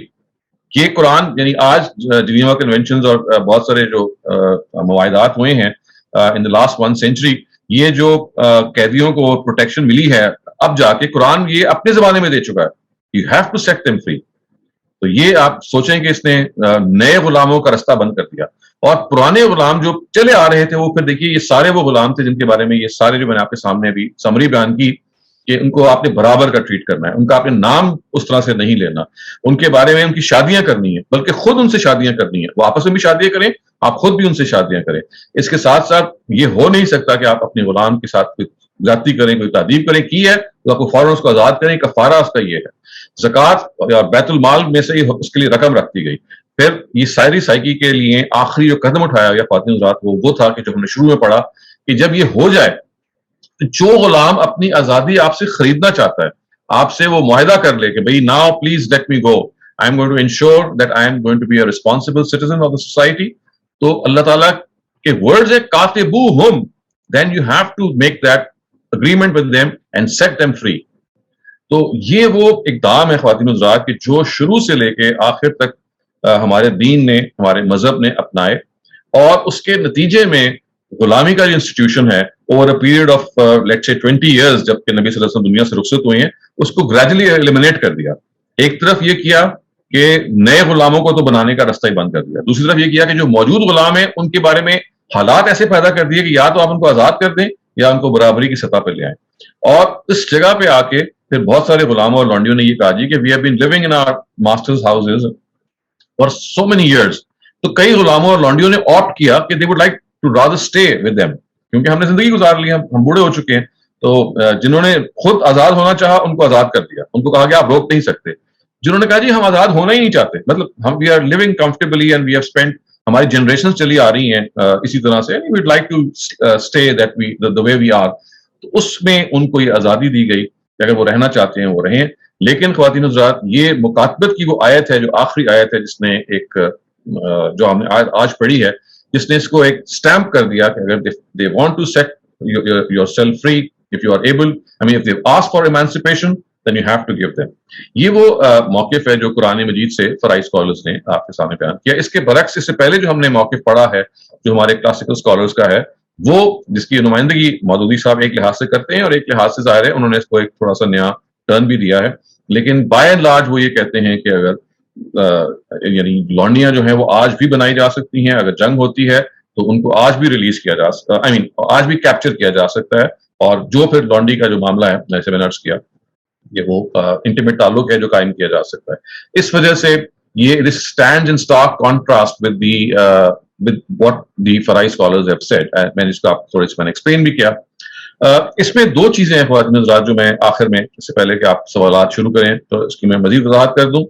एक चीज ये है कि जो गलतफहमी का बायस बनने की वजह हो सकती है, जो क्लासिकल स्कॉलर्स आई मीन लग सकती है इनको गलती जहां से, वो ये है कि जब तक गुलामी के इंस्टीट्यूशन को प्रोटेक्शन दी गई, देखिए उसको 10, 15, 20 साल प्रोटेक्शन दी गई क्योंकि ग्रेजुअल एलिमिनेशन थी, जब तक वो खत्म नहीं हो गई उस वक्त तक गुलामों की इंस्टीट्यूशन को प्रोटेक्ट किया गया। तो कुरान मजीद ने एक्स्ट्रा मैरिटल रिलेशंस को जायज करार दिया with your लॉन्डीज, with the slave maidens, क्योंकि जाहिर है वो अभी तक वो जो इंस्टीट्यूशन था it was still in place. तो कुरान मजीद में सूरह मारिज में और सूरह मोमिनून में ये आयतें आती हैं कि आप जिनसी ताल्लुक किसी से कायम नहीं कर सकते। You can not have any contact, any sexual contact with any person. उसमें अल्फाज आए कि इल्ला अला अज़वाजिहिम औ मा मलकत अयमानुहुम, except for your wives and your slave ladies. ये जो दो आयतें हैं ये प्रोबेबली गलतफहमी का बायस बनी है, क्योंकि जब लोगों ने महसूस किया कि इन आयतों में इसका तज़किरा है कि आप बीवियों से ताल्लुक कायम कर सकते हैं और लौंडियों से ताल्लुक कायम कर सकते हैं, तो चूंकि उनके यहाँ गुलामी का सिचुएशन खत्म नहीं हुआ, आप उनके यहाँ ये जंग जब होगी तब आज भी कैप्चर वो कर सकते हैं। तो इन आयात ने उनके यहाँ ये सवाल पैदा कर दिया कि अल्लाह ताला तो इजाजत दे रहे हैं हमेशा के लिए, तो जाहिर है विदाउट रियलाइजिंग द फैक्ट कि ये इजाजत मशरूत थी उस गुलामी के प्रोटेक्शन के पीरियड में, जबकि उसको टोटली एलिमिनेट नहीं कर दिया गया। तो इस वजह से ये जहन में रखिएगा कि जो जहां कुरान मजीद ये कहता है कि आप अपनी लौंडियों से तमत्तो कर सकते हैं या उनसे आप ताल्लुक कायम कर सकते हैं, ये उसी इंटरम पीरियड के लिए था कि जब इंटरम पीरियड में गुलामी की आजादी की तहरीक चल रही थी। Once it was set, I mean once the curtain was I mean totally drawn down, उसके बाद ये सारा कुछ खत्म कर दिया गया था। लेकिन इन आयात ने ये ऐसा महसूस होता है कि गलतफहमी पैदा की। और फिर एक और गलतफहमी की वजह ये भी हो सकती है जो आप पूछ सकते हैं कि इस चीज को नबी सल्लल्लाहु अलैहि वसल्लम ने अपनी जिंदगी में सख्ती से इस पे अमल किया, और इसकी बहुत सारी मिसालें हैं कि जो गुलाम हैं जो कैप्चर किए गए, लॉन्डियां जो कैप्चर की गई उनको आजाद कर दिया गया, बल्कि बाज मौके पे तो नबी सल्लल्लाहु अलैहि वसल्लम ने इंतजार किया जब जो ऑपोजिट फोर्सेस थी वो जंग करके भाग गई, तो चूंकि उनके गुलाम कैप्चर किए गए थे, लॉन्डियां कैप्चर की गई थी, तो profit actually waited for them to come back and have them released. तो इसकी बहुत सारी मिसालें हैं जो बयान की जा सकती है। मैंने एक आप बाद में पढ़ लीजिएगा, एक तफसीली नोट भी इसमें आगे दिया हुआ है, जिसमें बताया गया कि नबी सल्लल्लाहु अलैहि वसल्लम के बाद अपनी जिंदगी में जो बहुत सारी वॉर्स हुई हैं, कैसे उन्होंने इन वॉर्स के अंदर जब कैप्चर कर लिया तो how immediately wanted to set them free and even weighted as I said at times. लेकिन उनकी जिंदगी के जाने के बाद ख्वातीन हज़रात ये आप देख सकते हैं कि लेटर ऑन हमारे यहाँ जो जनरल सिनेरियो बना اس کے اندر جو واقعات تھے اس میں یعنی قرآن مجید کے اس حکم کو اس مفہوم میں نہیں لیا گیا اور لونڈیاں اور غلام جو ہیں وہ بدستور بنائے جاتے رہے. اور پھر بہت بعد میں صحابہ کرام، پھر تابعین، اور پھر ایک پورا جو ملوکیت کا ہمارا جو دور گزرا ہے ان سب میں غلامی اور غلام اور لونڈیوں کا جو انسٹیٹیوشن تھا it was once again revived country to what the Quran said. اس کی بہت ساری وجوہات ہو سکتی ہیں، وہ آپ سوال کریں گے تو میں کوشش کروں گا اس کو جواب دینے کی.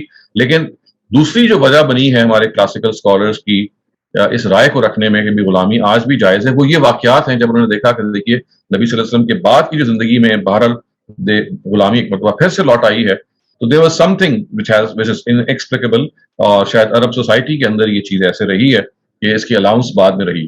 تو اس کو آپ یوں سمجھ لیجئے کہ ان دیئر اوپینین کہ الا علی ازواجہم، یعنی وہ جو ایکسیپشن والی آیت تھی ایک طرف اس نے کردار ادا کیا، اس کو انہوں نے ہمیشہ کے لیے سمجھ لیا جبکہ وہ اس انٹرم پیریڈ کے لیے تھی.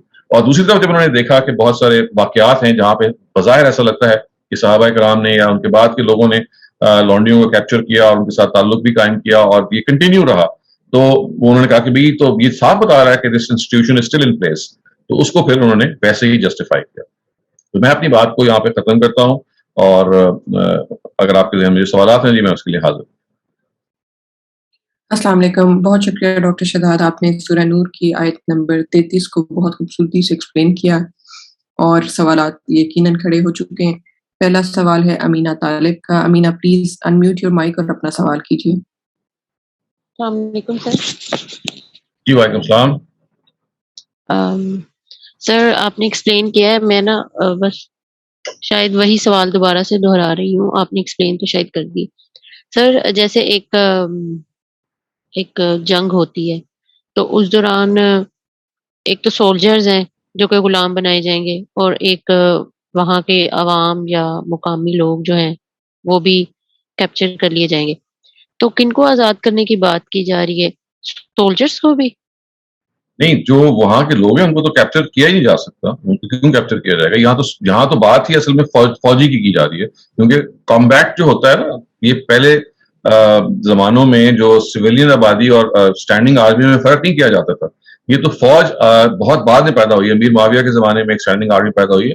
نبی صلی اللہ علیہ وسلم کے اپنے زمانے میں، صحابہ کے اپنے زمانے میں جو خلفائے راشدین کا زمانہ تھا، وہاں پہ کوئی آرگنائز فوج نہیں ہوتی تھی، بلکہ جو سٹیزنز تھے، جو شہری تھے، وہی جب جنگ ہوتی تھی تو وہ فوج کا کردار ادا کرتے تھے.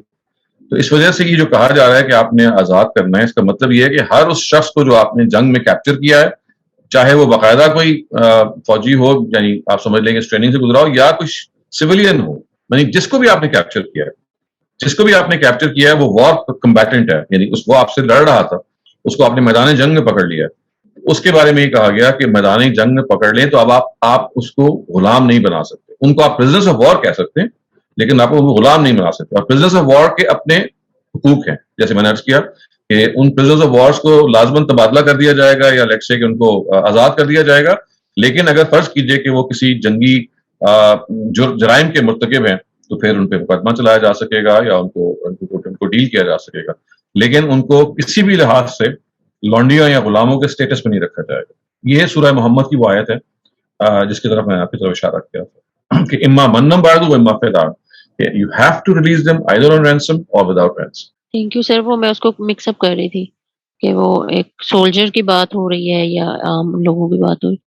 سر دوسرا بھی آپ وہ فیکٹرز بتائیں گے ہمیں کہ جس کی وجہ سے دوبارہ فوراً سے ریوائیو کیوں ہو گئی یہ والا انسٹیٹیوشن جو ہے، اتنی محنت سے اس کو ختم کیا گیا اور وہ لوگ تو سمجھ رہے تھے اس سارے ماحول کو، تو پھر دوبارہ سے ریوائیو ہو گیا. اور خلفائے راشدین کے دور سے ہی اگر اس کا ریوائیول شروع ہو گیا تو مطلب کیسے ممکن ہے کہ انہوں نے اس کو روکا نہ ہو؟ بس دیکھیے، یہ وہ چیزیں ایسی ہوتی ہیں کہ جو اپنے مومنٹم سے پیغمبر ایک بہت زبردست اصلاح کرتا ہے، لیکن بعض دفعہ they are so deeply rooted کہ پیغمبر بھی، مطلب میں سوچ سمجھ سے کہہ رہا ہوں کہ اپنی پوری کوششوں کے باوجود بعض دفعہ اس جگہ پہ نہیں پہنچ پاتے کہ سوسائٹی کو ٹوٹلی ریفارم کر سکے. اس کی ایک اور مثال آپ دیکھیے، امرہم شورا بینہم سے آپ کے سامنے آئے گی کہ نبی صلی اللہ علیہ وسلم اور خلفائے راشدین نے سختی سے کہا کہ جو حکومت ہے وہ رائے سے بنے گی، رائے کے علاوہ آپ حکومت نہیں بنائیں گے. لیکن آپ دیکھیے کہ فوراً ہی 20-25 سال کے بعد تو یہ کوشش رہی ہے اور رائے سے بنی ہے، لیکن حضرت علی کے فوراً بعد امیر معاویہ کا جب زمانہ آیا تو یہ پوری کی پوری جو شرائط تھی، جو رائے کے ذریعے سے چل رہی تھی، یہ پھر بادشاہت میں تبدیل ہو گئی، اور پھر 12-13 صدیوں تک بادشاہت ہی رہی ہے ہر جگہ پہ. یہ بھی آپ دیکھ لیجئے کہ قرآن کا ڈائریکٹیو تھا کہ آپ نے بادشاہت کے بجائے لوگوں کی رائے سے حکومت کو چلانا ہے، لیکن اس پہ نہیں سمہا عمل ہو سکا. اس کے تمدن کے پہلو بھی تھے، حالات بھی تھے.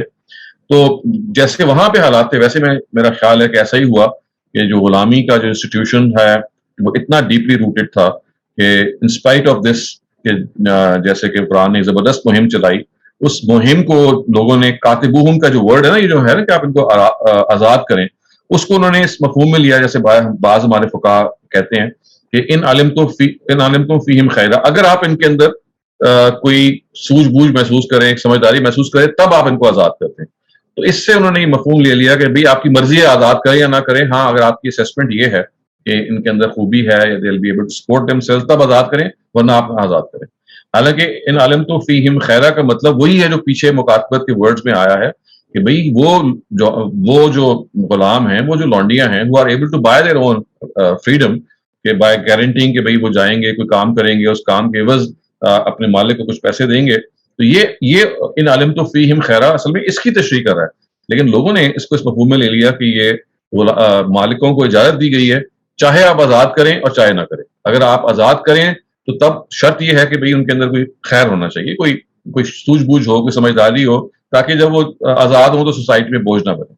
تو لوگوں نے ایک گروہ نے اس کو تاکید کے طور پہ لیا، یا آپ سمجھ لیجئے کہ امر یا حکم کے طور پہ لیا، اور دوسروں نے اس کو ترغیب کے طور پہ لیا کہ بھئی if it is something that you think is possible then you can release them. تو یہ بھی ہوا کہ ہمارے فقہا نے کاتبو کے اندر جو فعل امر ہے، یعنی ٹو ڈو سم تھنگ، کہ آپ آزاد کریں، مکاتبت کریں، لوگوں نے میں سے ایک گروہ نے اس کو واقعی اس مفہوم میں لیا کہ یو شوڈ ڈو دیٹ، لیکن اور ایک گروہ نے یہ لیا کہ you should only do that if this and this happens. تو اس کو کنڈیشنل لے لیا انہوں نے.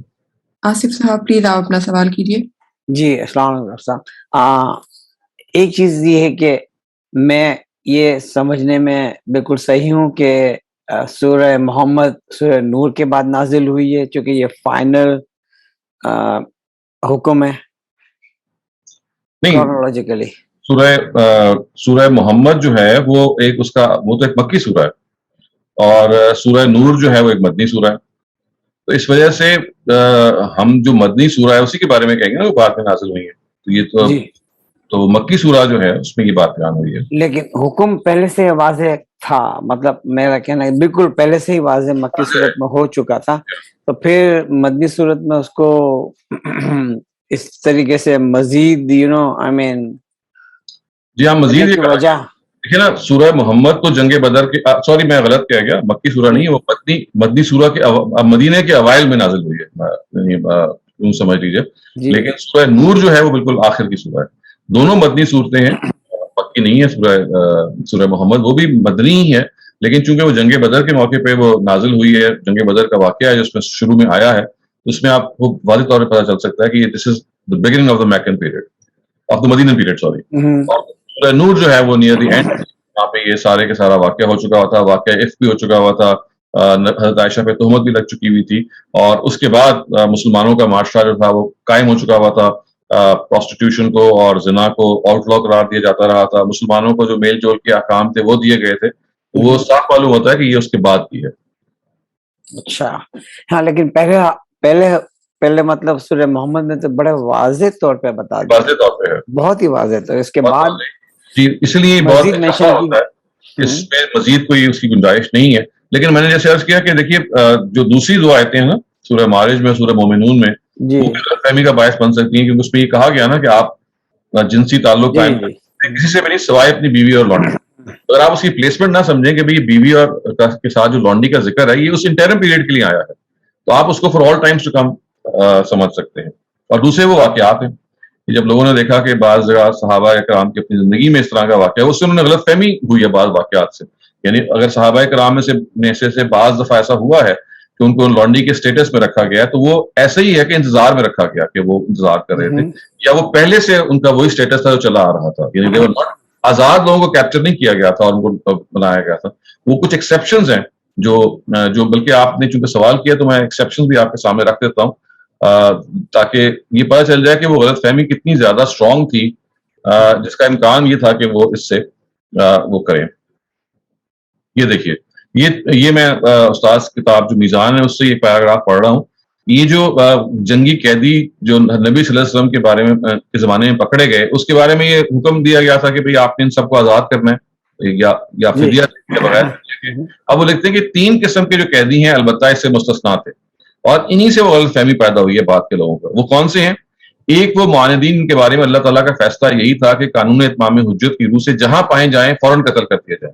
جیسے بدر و احد کے قیدیوں میں سے عقبہ ابن ابی معیط، نضر بن حارث اور ابو عزہ. اس طرح مکہ کے وہ چند افراد اس فتح کے موقع پہ پر عام معافی سے لوگوں سے مستثنا قرار کیے گئے.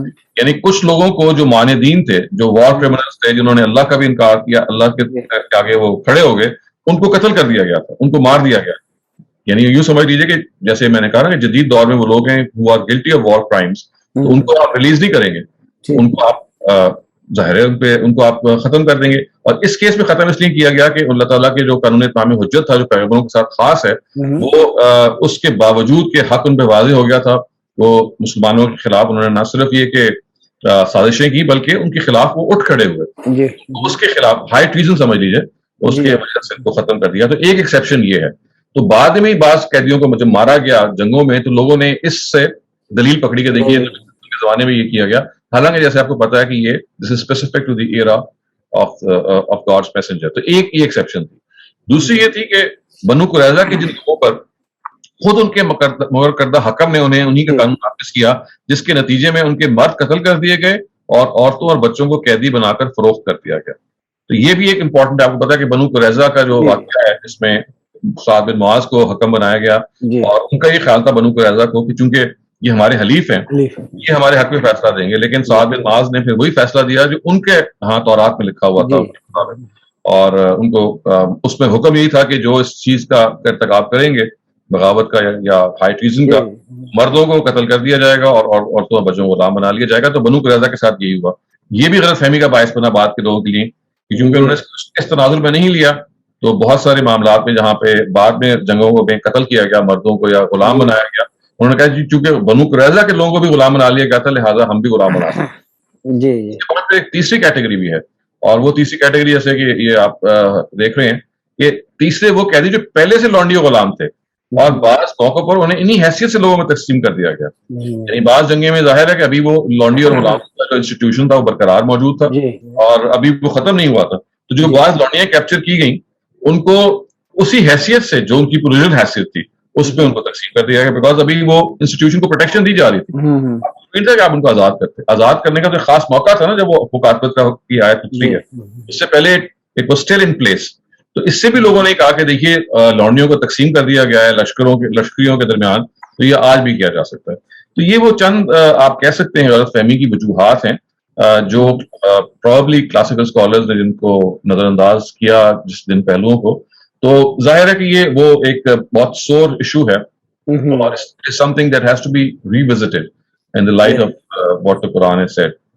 تو یہ ایک ایسا کام ہے ظاہر ہے کہ جب تک لوگ اس پہ آمادہ نہیں ہوں گے کہ ایک مرتبہ پھر تاریخ کو اور اس طرح کے معاملات کو قرآن کی روشنی میں اس کو ان کو سمجھیں اور جانیں، اور قرآن نے کس طرح سے اس انسٹیٹیوشن کو ختم کیا اور کتنا شدت سے ہی کہا کہ آپ ان کو آزاد کرنا ہے، اور ہم نے انفارچونیٹلی اتنی شدت سے یہ فیصلہ کیا کہ نہیں ہم نے ان کو آزاد نہیں کرنا بلکہ ان کو اسی سٹیٹس پہ رکھنا ہے. شکریہ. عدیل قریشی اور اب نیکسٹ اپنا سوال کیجیے. جی السلام علیکم ڈاکٹر. وعلیکم السلام.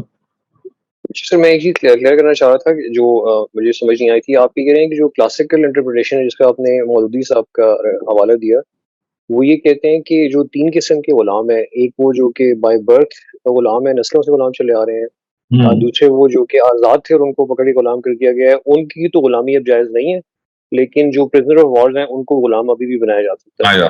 جی کیونکہ دیکھیں نا اس زمانے میں مارکیٹس تھی نا، تو وہ مارکیٹس تو اب بھی نہیں ختم ہو گئی تھی، ان کو ختم کر دیا گیا تھا. لیکن جو نئے غلام تھے وہ تو جنگیں تو مسلسل ہو رہی تھی. یعنی ایک تو وہ تھے نا کہ جو لوگوں کے گھروں میں موجود تھے، they are still there when this directive was revealed. There were scores and scores of slave men and women in the houses of people.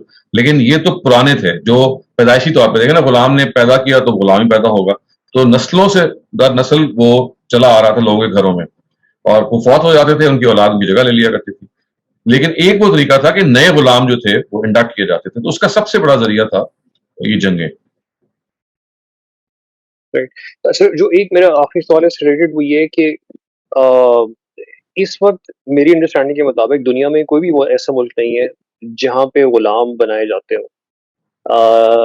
یعنی غلامی کو بالفعل تو اب اس دنیا سے ختم کر دیا گیا ہے. جو چیز اگر میری انڈرسٹینڈنگ ٹھیک ہے تو وہ کب وہ وقت آیا جب کہ اس کو باقاعدہ طور پہ ختم کیا گیا, اور اس کا سہرا کیا قرآن کو جاتا ہے یا مغرب کو جاتا ہے؟ اس کا سہرا تو مغرب کو جاتا ہے, کیونکہ ان کے ہاں جو جنیوا کنونشنز ہیں جو قیدیوں کے تبادلے کے بارے میں اور ساری ہیں, انہوں نے اس کو ختم کیا. غلامی کے انسٹیٹیوشن کو اس صدی کے شروع میں ویسے ختم کر دیا گیا, ورنہ تو قرآن سے تو پوچھ کے یہ نہیں کیا گیا, کیونکہ قرآن کے جو لمبردار ہیں وہ تو آج بھی اس کو جائز قرار دیتے ہیں. تو آپ دیکھیے نا کہ جو ابو بکر بغدادی ہیں یا وہ لوگ جو اسلام کے نام پہ جنگ کرنا روا رکھتے ہیں, ان کے ہاں یہ آج بھی جائز ہے کہ وہ لوگوں کی خواتین کو یا آزاد خواتین کو کیپچر کریں اور ان کو لانڈی بنائیں.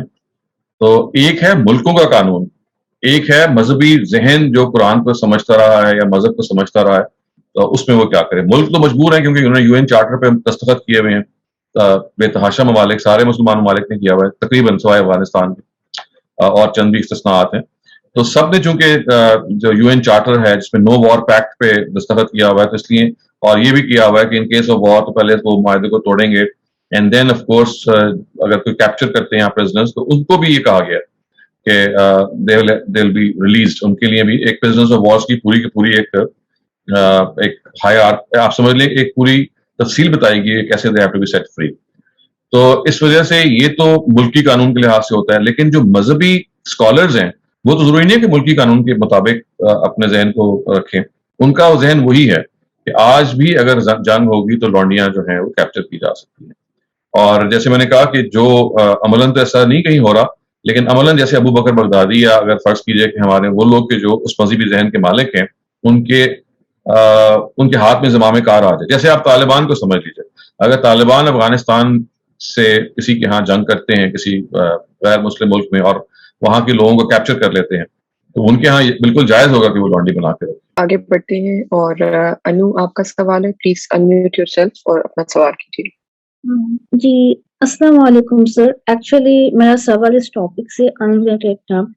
ایکچولی ایک چیز جو مجھے کافی دنوں سے پریشان کر رہے, ایکچولی پہلے میں بالکل بھی جیسے ریلیجیس نہیں تھی اور لائک جاہلیت میں جیتی تھی, تو پھر میں نے ایک اچھی سے لائف نہیں جینا, جیسے بلاسفیمس ہونا یا پھر قرآن کو ڈسریسپیکٹ کرنا یا پھر رسول کو ڈسریسپیکٹ کرنا, یہ سب کچھ میں نے کیا ہے. بٹ اتنے ٹائم مجھے ریئلائز ہوتا ہے اور میں نے بہت بار اس کے لیے خدا سے معافی مانگا ہے, اور اس کے بعد سے میں دھیرے دھیرے نمازی بن گئی اور پھر باقی ساری چیزیں بھی کرنے لگی. بٹ پھر میں کچھ فتویٰ پڑھی کہ اگر کوئی مسلمان بلاسفیمی کرتا ہے تو اس کو سزائے موت ملتی ہے, اور اگر وہ ریپینٹ بھی کرتا ہے تو بھی اس کو جنازہ نہیں ملنا چاہیے کیونکہ ہمیشہ کے لیے نان مسلم ہو جاتا ہے. تو کیا ایسی بھی کوئی بات ہے؟ ایسی کوئی بات نہیں ہے. یعنی یہ بات کہ آپ نے اگر کوئی توہین کا معاملہ کیا ہے تو سب سے پہلے تو یہ پوچھا جائے گا کہ وہ آپ کے ذہن میں کیا تھا, اور اگر فرض کیجئے وہ کر بھی دیا گیا ہے تو آپ کو اس کا پورا موقع دیا جاتا ہے کہ اگر آپ کو محسوس ہوا کہ آپ سے غلطی ہو گئی ہے تو اس غلطی پہ اگر آپ اصرار نہیں کرتی یا انسسٹ نہیں کرتی اور توبہ کر دیتی ہیں تو پھر ضروری نہیں کہ کوئی سزا دی جا سکے. یہ تو ہمارے یہاں غلط فہمی ہے کہ بلاسفیمی کا جو مجرم ہے وہ اس کے پاس کوئی ڈیفینس نہیں ہے, نہ اس کو موقع دیا جائے گا. اس کے بس آپ نے اگر کوئی سن لیا ہے تو امیڈیٹلی ہی شیل اور she shall be put to death, اور سوائے ڈیتھ پینلٹی کی تو آپ کوئی چیز نہیں ہے. یہ تو ایک مسکنسیپشن ہے. اس وجہ سے فرض کیجئے اگر آپ کی سابقہ زندگی میں آپ سے کوئی اس طرح کی غلطی ہوئی ہے اور آپ نے ریئلائز کیا ہے کہ آپ سے غلطی ہوئی ہے, تو آپ بس خدا کی سے معافی مانگ لیجئے اور جو درست طریقہ ہے, جو درست رویہ ہے, اس کو اختیار کر لیجئے. Sir actually sir one of my friend جو کہ ایسے مسلم ہے, بٹ انہوں نے ایک بات کہی تھی, انہوں نے ایکچولی مذاق میں کہہ دیا تھا کہ ہاں رسول تو اچھے ہی تھے, اگر رسول اچھے نہیں ہوتے دین اللہ would have slippered him, مطلب اللہ تعالیٰ ان کو مارتے. تو مطلب یہ رسول کے اوپر ایسی بات بولنا یہ تو بلاسفیمی ہو گیا. بٹ وہیں پہ اللہ تعالیٰ کے تو سب کوئی غلام ہے, رسول بھی غلام ہے. تو بلاسفیمی نہیں کہہ سکتے, یہ تو خود قرآن نے ذکر کیا ہے. قرآن نے کہا ہے کہ اگر یہ رسول جو ہے کوئی اللہ پہ جھوٹ باندھتے, قرآن نے سورہ حاقہ میں کہا کہ وَلَوْ تَقَوَّلَ عَلَيْنَا بَعْضَ الْأَقَاوِيلِ لَأَخَذْنَاهُ بِالْيَمِينِ, یعنی اگر کوئی پیغمبر اللہ تعالیٰ پر جھوٹ باندھتا یا غلطی کرتے اس طرح کے معاملے میں، خدا کہتے میں اس کو پکڑتا اور میں اس کی شہ رگ کو کاٹ دیتا. تو یہ تو اصل میں اگر کسی خاتون نے کسی نے اگر یہ کہا ہے اس مفہوم میں کہ پیغمبر سے کوئی غلطی اگر ہوئی ہے تو اللہ تعالیٰ کہتے ہیں کہ میں اس غلطی کو جس میں وہ جانتے بوجھتے ہوئے کوئی میرے بارے میں غلط بات کریں گے، یہ تو خدا نے کہا کہ میں اس کو نہیں ان معاملے بخشوں گا. اس وجہ سے اگر کوئی اس طرح کا ورڈ انہوں نے کہہ بھی دیا ہے تو پہلے تو ظاہر ہے اس کا کانٹیکسٹ دیکھنا چاہیے، لیکن اس کو بلاسفیمی نہیں قرار دیا جا سکتا ان دی ایبسولوٹ سینس. جی شکریہ سر. اور اگر ٹائم ہو تو میں اور ایک سوال پوچھوں گی. وہ یہ ہے کہ سر میں نے ایک بار سنا تھا that if you love someone more than Allah it's a shirk. اور ایک بڑے اسکالر نے بھی کہا تھا کہ اگر کوئی ہسبینڈ جو ہے اپنے وائف کو خوش کرنے کے لیے لون لیتے ایون دو وہ لون حلال ہو پھر بھی وہ ٹیپ وہ شرک ہے، کیونکہ بنا واقعی میں ضرورت کے ٹیپ لینا حرام ہے. اور اس نے حرام کیا اپنی وائف کو خوش کرنے کے لیے، مطلب اس نے اپنی وائف کی خوشی اللہ کی خوشی کے اوپر رکھا، تو یہ ایک طرح کے شرک ہے. تو کیا ایسا بھی چیزیں ہیں؟ یہ تو بہت شدت یا اس میں تجاوز پایا جاتا ہے، ایسی کوئی چیز نہیں ہے.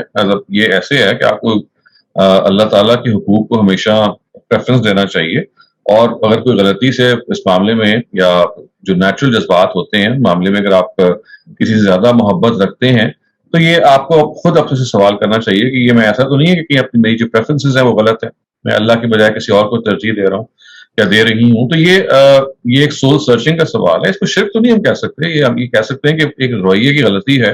اس کا مطلب ہے کہ آپ نے زندگی کی جو پریفرنسز اور پرائیورٹیز ہیں وہ ٹھیک طے نہیں کی، اور جس کا حق سب سے زیادہ تھا وہ آپ کے خدا تھے، اور خدا کے حق کو آپ نے کسی اور کو اس پہ ترجیح دے دی یا پریفرنس دے دیا. تو دس از ایٹیٹیوڈ، ایک ایٹیٹیوڈ کی غلطی ہے، پرائیورٹی کی غلطی ہے. آئی تھنک یہ اس کو شرک کہنا تو کسی طرح سے بھی ٹھیک نہیں ہے. ریاض صاحب پلیز آپ اپنا سوال کیجیے. السلام علیکم ڈاکٹر صاحب. وعلیکم السلام. جو پاکستان میں کیا کہتے ہیں جو آپ کی ماسیاں ہیں اور جو بندے کام کرتے ہیں، یہ سلیوری اگر نہیں ہے، کیونکہ کنٹینیوس چلتے آ رہا ہے فرام دیئر جنریشنز، اور یہ گھر میں آ کے they're illiterate and they stay illiterate all around. ان کا کچھ سلیوری سے وہ نہیں کریں گے ہم؟ سلیوری سے ان کا کوئی تعلق سلیوری سے نہیں ہے، تو خادم ہیں. سلیو تو ہوتا ہے غلام، یہ غلام نہیں ہے، یہ آپ کے خادم ہیں، خدمت کرنے والے ہیں، یہ آپ کے اٹینڈنٹس ہیں، یہ آپ کے ڈومیسٹک سرونٹس ہیں، ان کو آپ ڈومیسٹک سٹاف کہہ سکتے ہیں. لیکن یہ اور غلاموں میں تو زمین آسمان کا فرق ہے. غلام تو خریدے اور بیچے جاتے تھے، دیور کموڈیٹیز، اور ان کے کوئی حقوق نہیں تھے، وہ عرب سوسائٹی کا ایک حصہ تھے. یہ جو ہیں یہ تو آپ کا ایسے ہی ہے کہ جیسے ایک section of your society has reserved itself to serve other human beings. جیسے آپ کے ہاں کوئی خاک روب ہوگا، جیسے آپ کے چوکیدار ہوں گے، جیسے آپ کی کوئی بھی جاب کرنے والے لوگ ہوتے ہیں. ڈومیسٹک سرونٹس یا جو خواتین گھر میں کام کرتی ہیں، میڈ سرونٹس ہیں، وہ کسی بھی طور سے غلام اور غلامڈی کے حکم میں نہیں آتے. بلکہ آپ نے سوال کیا، اچھا کیا، کیونکہ میں ایسے لوگوں کو جانتا ہوں جنہوں نے یہ اس غلط فہمی میں، جو کہ بہت ہی فاش غلط فہمی ہے، مبتلا ہو کے بعض اپنی ہاؤس میڈ سے تعلق قائم کیا انٹیمیسی کا. یہ کہا کہ بھائی اس کی تو قرآن اجازت دی ہے. اول تو ظاہر ہے کہ غلامی کا تو مسئلہ ہی ختم ہو گیا. لیکن اگر آپ کلاسیکل اسکالرس کی بات کو بھی مان لیں کہ غلامی آج بھی موجود ہے، تو وہ صرف اور صرف ان کے بارے میں ہے کہ جن کو آپ نے پریزنس آف وار کی طرح میں کیپچر کیا. یہ لوگ وہ لوگ یہ کہتے ہیں، بظاہر ہم تو اس سے مختلف رائے رکھتے ہیں. یہ جو ڈومیسٹک سٹاف ہے یہ تو سرے سے ہی اس کے تحت نہیں آتا ہے. Absolutely a different category. شکریہ. شکریہ. ہمارے ایک اور پارٹیسپینٹ ہے، ان کا نام بھی ریاض ہے. تو ریاض صاحب پلیز آپ اپنا سوال کیجیے. السلام علیکم ڈاکٹر صاحب. جی وعلیکم السلام. ڈاکٹر صاحب آپ نے سورہ مومنین کی وہ دی ہے آیا نمبر 6 میں، لیکن ہم دیکھیں تو 8-10 جو آیات ہیں ان سب میں مومنوں کی مطلب وہ بتایا ہوا ہے کہ مومن کون ہے. تو صرف ایک آیا آپ یہ کہہ رہے ہیں کہ یہ جو ہے صرف اس وقت کے لیے تھی، اور باقی ساری آیات جو ہیں وہ اب بھی اپلائی کرتی ہیں؟ نہیں، وہ دیکھیں نا، آپ قرآن مجید کو جب پڑھیں گے تو ایک آیت کو تو ہی نہ پڑھیں گے، پورے کے پورے قرآن سے آپ ایک حکم کو اخذ کریں گے. تو وہ غلط فہمی کی وجہ بھی یہی بنی ہے کہ لوگوں نے اس آیت کو الگ لے لیا. لیکن اگر آپ پورے قرآن کی روشنی میں اس کو دیکھیں گے تو معلوم ہو جائے گا کہ بھئی جو غلامی کا جو انسٹیٹیوشن ہے یہ تو اللہ تعالیٰ شروع سے ختم کرنا چاہ رہے تھے، لیکن اس کو ختم کرنے کے لیے ایک انہوں نے تدریج کا گریجول طریقہ اختیار کیا. اور جب گریجول طریقہ اختیار کیا تو ظاہر ہے فوراً نہیں ختم کیا، اس کو پروٹیکشن دی اور ایک خاص موقع پہ ختم کیا. تو اصل میں اس آیت کو اگر آپ تنہا لیں گے تو پھر وہی مطلب نکلے گا کہ جو لوگوں نے نکالا. لیکن اگر آپ اس کو پورے قرآن کے کانٹیکسٹ میں لیں گے تو پتہ چل جائے گا کہ وہاں اہل ایمان کی جو صفات بیان ہو رہی ہیں ان میں سے ساری صفات وہ ہیں کہ جو ہر ایک میں پائی جانی چاہیے، لیکن ایک وہ صفت بیان کی جا رہی ہے جو اس موقع کے اور اس زمانے میں پائی جاتی تھی. ایک پورا کا پورا ادارہ جس کو ایکسیپشنلی طور پہ وہاں پہ بیان کیا. لیکن اگر آپ صرف اسی کو دیکھیں گے جیسے آپ نے کہا تو پھر تو ظاہر ہے وہ غلط فہمی پیدا ہو جائے گی اور ہوئی ہے اسی سے. لیکن اگر آپ اس آیت کو ریسٹ آف دا قرآن کے حکم میں اور غلامی کے ایٹ لارج جو احکامات دیے گئے ہیں ان کی روشنی میں دیکھیں گے تو آپ کو اندازہ ہو جائے گا، یا ہو جانا چاہیے، کہ یہ اصل میں اسی کے ذیل کی چیز ہے. اسی گریجول ایلیمینیشن میں سے ایک یہ تھا کہ until the time they are totally emancipated, اس وقت تک this protection will still exist اور آپ ان سے تعلق قائم کر سکتے ہیں. میں یہ کلیئر کرنا چاہتا ہوں کہ یہ آیا جو ہے یہ اس وقت کے مومنین کے لیے ایسا ہی ہے. ابھی جو مومنین ہیں ان پہ دوسری ساری جو 7-8 آیات ہیں وہ اپلائی کر رہی ہیں. بالکل کر رہی ہیں. جی ٹھیک تھینک یو. شکریہ. اگلا سوال ناجیہ ناظر آپ کا ہے، پلیز گو اہیڈ. السلام علیکم ڈاکٹر شہزاد، مجھے آپ سے ایک انڈرسٹینڈنگ کے لیے پوچھنا تھا. جب سورہ محمد کی آیت نمبر 4 آ گئی ہے اور کہا گیا ہے کہ جو آپ پرزنرز آف وار ہیں آپ ان کو کیٹیگوریکلی نہیں مینشن کیا گیا کہ آپ سلیوز دے سکتے ہیں یا نہیں، تو ہماری انڈرسٹینڈنگ یہی ہے کہ سلیوری اب prisoners of war کی نہیں ہوگی. تو what does the historical account of all the ghazwas that took place in Prophet's life tell us? Do they tell us کہ کوئی بھی prisoners جو تھے war کے وہ slaves نہیں بنائے گئے رسول اللہ کی زندگی میں؟ All of them. یعنی میں نے اس میں ایک آرٹیکل لکھا ہے، آپ اس کو سرچ کر سکتی ہیں، سلیوری پہ موجود ہے، جس میں یہ دیکھا ہے کہ سارے جو نبی صلی اللہ علیہ وسلم کی جو جنگیں تھیں ان میں سے کیسا جنگ بدر کے موقع پہ انہوں نے ریلیز کیا، کیسا حنین کے موقع پہ انہوں نے انتظار کیا، کیسے انہوں نے بعض دفعہ یعنی کوشش کی کہ زیادہ سے زیادہ یہ جو ترغیب ہے کہ آزاد کر کے انہوں نے کسی خاتون سے شادی کر لی جو کہ ان کی اپنی مرضی سے کی، تاکہ سب کے سب لوگ وہ جو آپ یوں سمجھ لیجیے کہ جو نبی صلی اللہ علیہ وسلم کے لحاظ سے پھر سسرال کے رشتہ دار بن جاتے ہیں، وہ ان کے ہاں یہ سوچ پیدا ہو جائے کہ ہم ان کو تو نہیں پریزنرز آف وار کے طور پہ رکھ سکتے، تو ان کو آزاد کر دیا گیا. تو یہ میں ایک پوری سیریز ہے، اگر آپ دیکھنا چاہیں تو وہ میں نے کہیں پہ کی ہوئی ہے، جس میں اپنے زمانے کی جتنی بھی جنگیں ہوئی ہیں اس کا حال بتایا ہے کہ کبھی بھی اس پرنسپل کی وائلیشن نہیں کی گئی. یہ وائلیشن ہوئی ہے ان کی زندگی کے بعد. اچھا، اس سوال کا تھوڑا سا لمب یہ تھا کہ جب یہ سورہ نور کی آیا آ گئی ہے تو آئی گیس اس وقت تک ماریا کوپٹک جو ہے وہ رسول اللہ کی کانکیوبین بن چکی ہوئی تھی، اس کے بعد یہ بن چکی ہوئی تھی. یہ تو اصل میں کنگ آف ایجپٹ نے جب ان کو بھیجا اسی زمانے میں، جب ان کو خط لکھا گیا تھا 5ویں-6 ہجری میں، تو اس کے جواب میں انہوں نے یہ خط کے جواب میں ان کو بھیجا تھا. تو یہ this is much earlier on. Okay, thank you. اگلا سوال نوید عرفان کا ہے، پلیز اپنا سوال کیجیے. جی استاد صاحب، میرا سوال یہ آ رہا ہے کہ چونکہ قرآن میں جیسا بتایا گیا اور کلیئر ہے کہ اللہ تعالیٰ چاہتے تھے کہ یہ ختم ہو جائے، تو کیا اس وقت مسلمان اس چیز کو سمجھ نہیں پائے اور یہ تو پھر ختم ہو جانا چاہیے تھا، آج تک باقی نہیں رہنا تھا مسلمانوں میں؟ میں نے آپ کو اس کی مثال دی نا کہ جیسے اللہ تعالیٰ نے کہا تھا کہ رائے سے حکومت بنے گی، امرہم شورا بینہم، کہ میں آپ نے سختی سے کہا کہ کوئی ملوکیت کی کوئی گنجائش نہیں ہے، بلکہ ہر حال میں لوگوں کی رائے سے فیصلہ کرنا ہے. اور رائے ہے جس کو آپ جدید لفظوں میں جمہوریت کہہ سکتے ہیں، ایک کنسلٹیشن کے ذریعے ہی سے حکومت بنے گی. تو نبی صلی اللہ علیہ وسلم کے فوراً بعد یہ رہی ہے 15-20 سال 25 سال تک. لیکن جیسے ہی حضرت علی رخصت ہوئے، امیر معاویہ کا زمانہ آیا، تو اس کے بعد جب انہوں نے اپنے بیٹے کو نامزد کیا تو اس وقت سے لے کے 1924 تک جب تک کہ خلافت کا الغاء نہیں ہوا، ہمارے یہاں تو ملوکیت ہی رہی ہے جو قرآن کے بالکل اپوزٹ کھڑی ہوئی ہے. تو یہ سوسائٹی کے اپنے ڈائنامکس بھی ہو سکتے ہیں اور بہت ساری ایسی چیزیں ہو سکتی ہیں کہ جو فہم کی غلطیاں بھی ہو سکتی ہیں، کہ جب انہوں نے یہ دیکھا کہ بعض مواقع پہ لونڈیوں کو تقسیم کر دیا گیا فوج میں، ایسا نہیں کہ آزاد کو غلام بنایا گیا، بلکہ آلریڈی جو غلام تھے انہی کو اس موقع پہ تقسیم کر دیا گیا. یا جیسے میں نے کہا کہ ابھی بعض جگہوں پہ ان کو قتل بھی کر دیا گیا تھا بیکاز وہ اللہ تعالیٰ کے مجرم قرار دیے گئے تھے.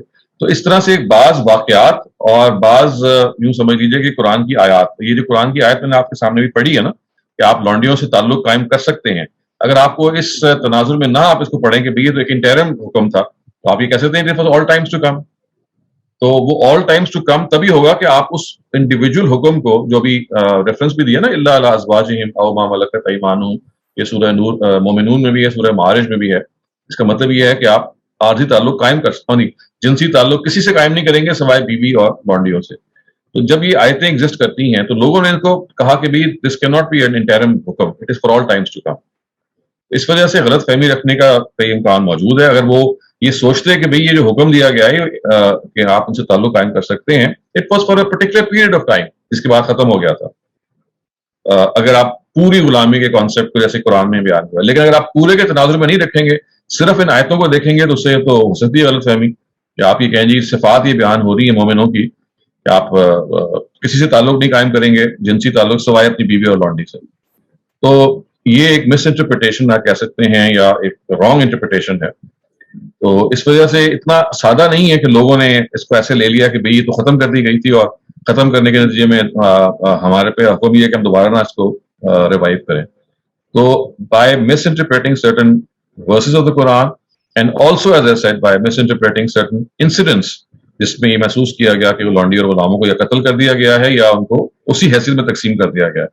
لوگوں نے کہا کہ نہیں یہ تو ایسا نہیں ہے، اور پھر انہوں نے سورہ نور کی اس آیت کو جو میں نے آپ کے سامنے آج پڑھی اس کو بھی مزید انہوں نے اس مفہوم میں لے لیا کہ یہ کوئی حکم نہیں ہے بلکہ یہ ترغیب ہے، چاہیں تو آپ کریں اگر آپ ان میں بہتری سمجھتے ہیں، چاہیں تو نہ کریں.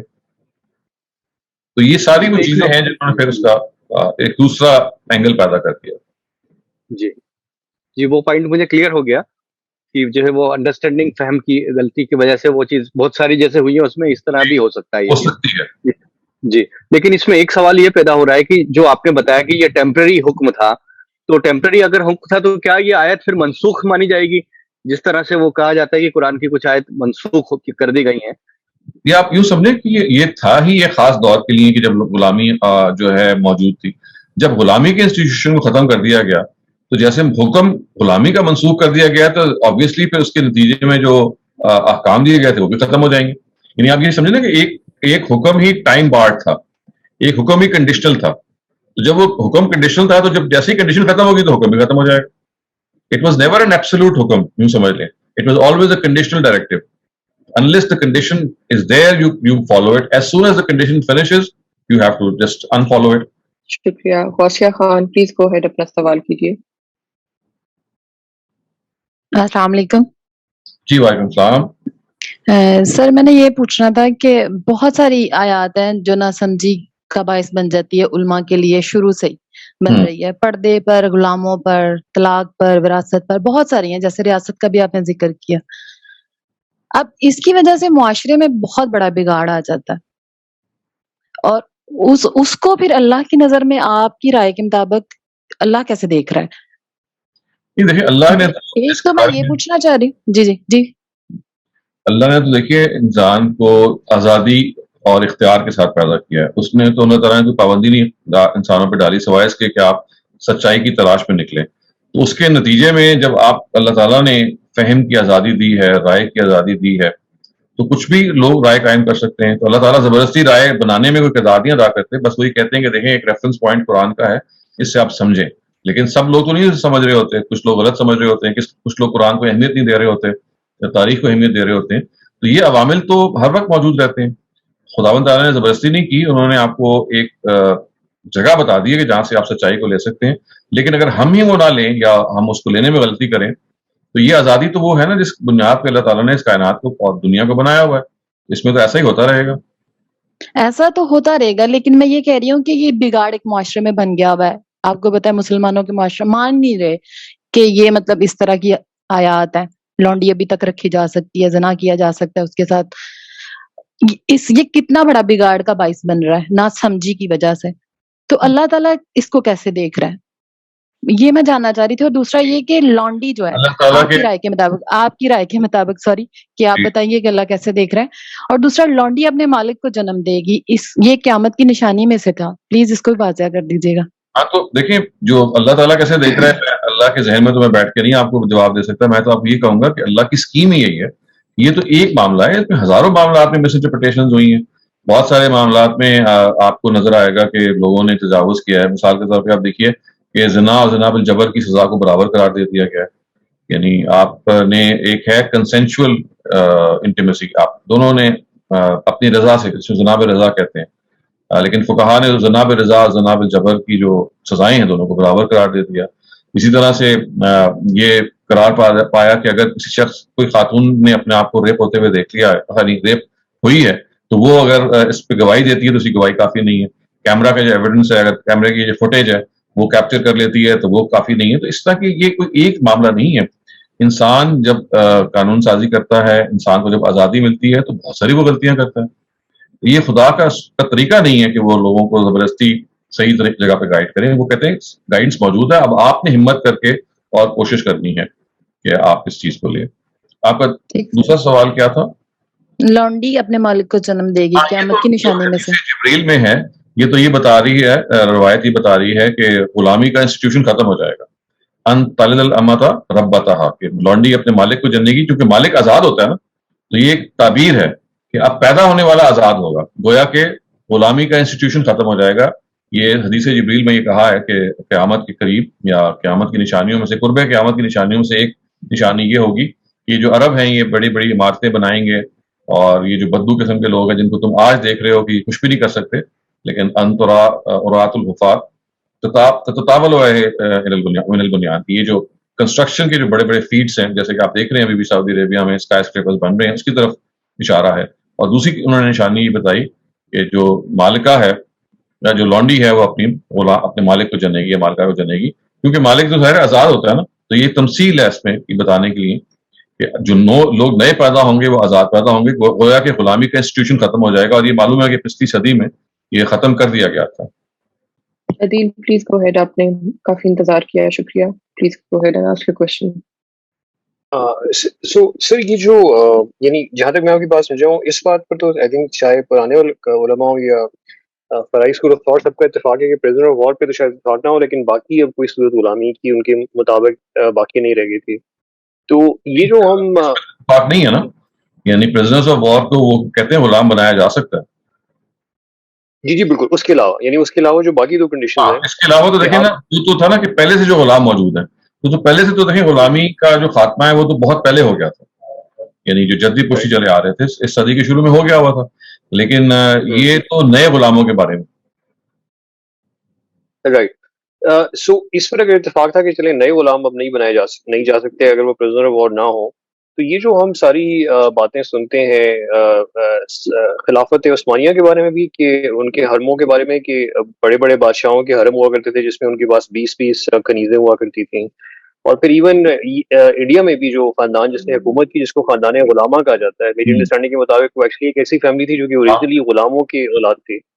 تو یہ رکھنے کی کیا، یہ سارے آئی ایم اسیومنگ کہ مسلمان بادشاہ ہوا کرتے تھے، تو یہ رکھنے کی ان کے پاس کیا دلیل تھی یا کیا؟ دیکھیے وہی لیں جو جنگوں میں کیپچر کیے گئے، ان کو بنایا گیا غلام، اور ان کی اولادیں ہیں یہ ساری. تو وہ یہ نارمل سٹیزنز نہیں تھے، اور کچھ ایسے بھی تھے. دیکھیے نا، یہ بات اب ذرا تھوڑی قابل تحقیق ہے، میں اس میں آپ کو فوراً نہیں جواب دے سکتا، لیکن اس کا پورا امکان ہے کہ وہ جو نخاس کہتے ہیں نا اس طرح کے بازاروں کو، وہ بعد میں بھی ایگزسٹ کرتے ہوں، اور وہ جو انسٹیٹیوشن ہے اس میں جو خرید و فروخت کا معاملہ چلتا آ رہا ہو. لیکن زیادہ قرین قیاس یہ ہے کہ یہ جو کنیزیں تھیں یہ انہی غلاموں کی اولادوں میں سے تھیں کہ جن کو یعنی آپ سمجھ لیجئے کہ جنگوں میں پکڑ کے کیپچر کیا گیا تھا. شکریہ. سلمان نثار، آپ اپنا سوال کیجیے. السلام علیکم ڈاکٹر صاحب.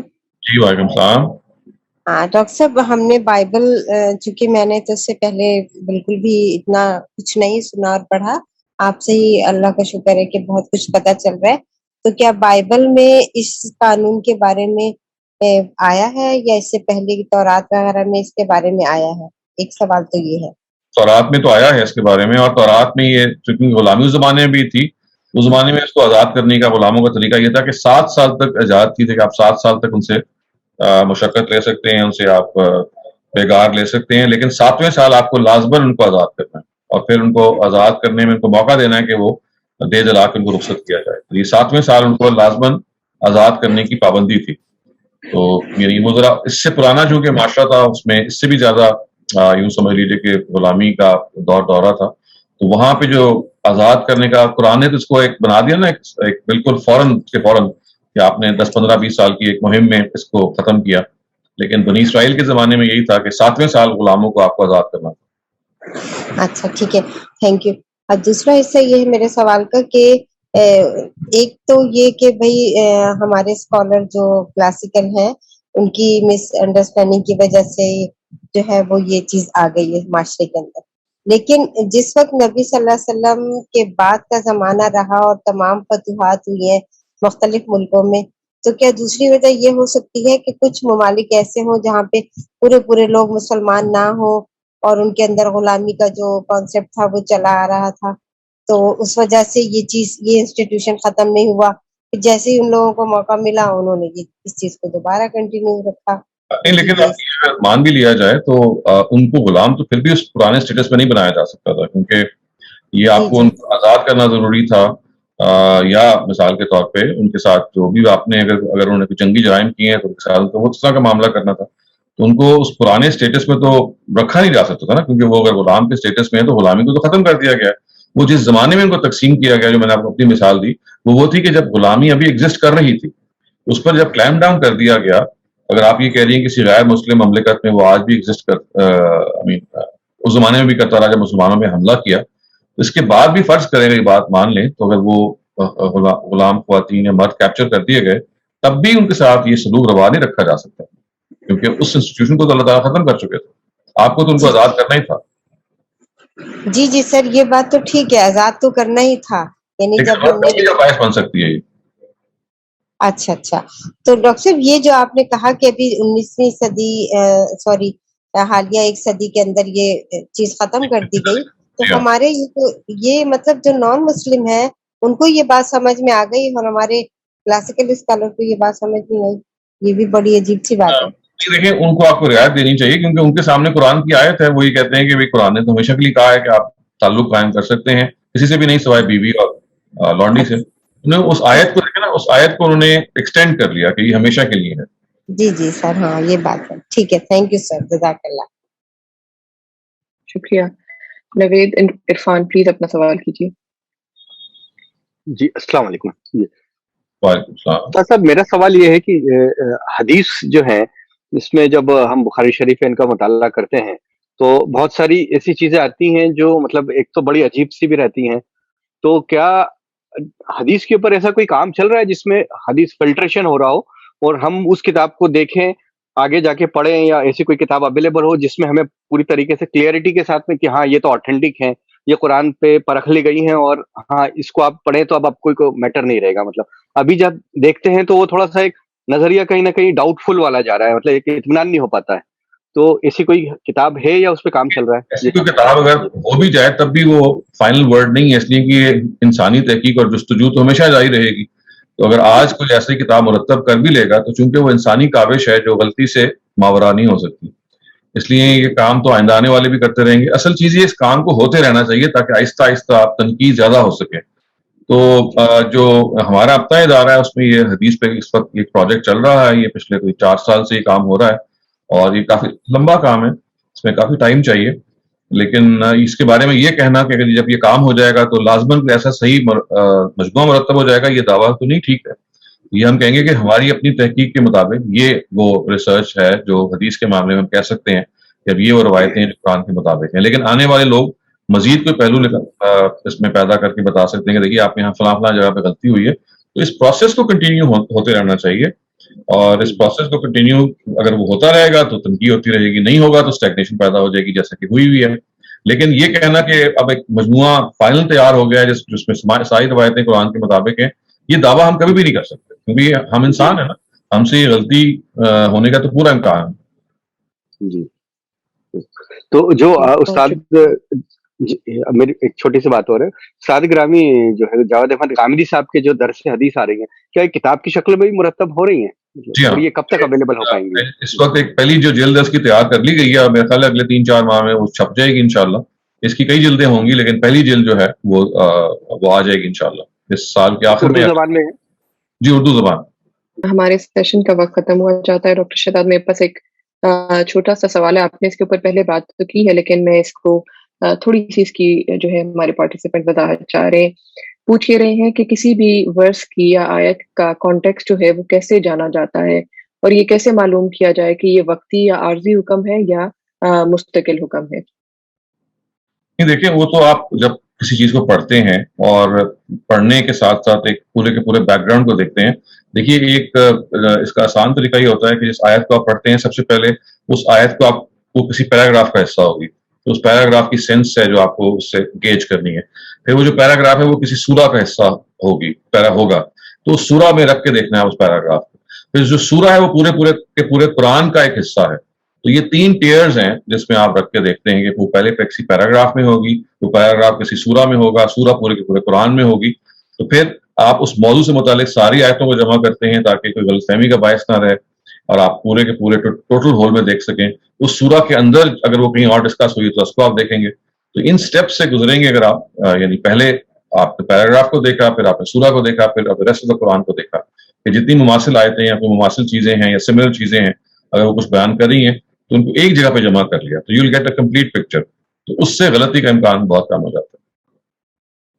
शुक्रिया। आज के सेशन का आखिरी सवाल गौसिया खान का है। गौसिया प्लीज अपना सवाल जरा मुख्तसर रखिएगा ताकि हम जल्दी अपना सेशन रैप अप कर सकें। शुक्रिया। जी बहुत शुक्रिया। सर मैं ये पूछना चाह रही थी कि मैं पहले बात अपनी वाजिया नहीं शायद कर सकी कि मिसअंडरस्टैंडिंग होती है। 2 आयत है जिसकी वजह से होगी, जैसे कि अभी भी आप गुलामों की बता रहे हैं, और इसी तरह अहादीस हैं जिस तरह मतलब हजरत इब्ने अब्बास की है कि उन्होंने अल्लाह को देखा, हजरत आयशा की है कि नहीं देखा हुआ।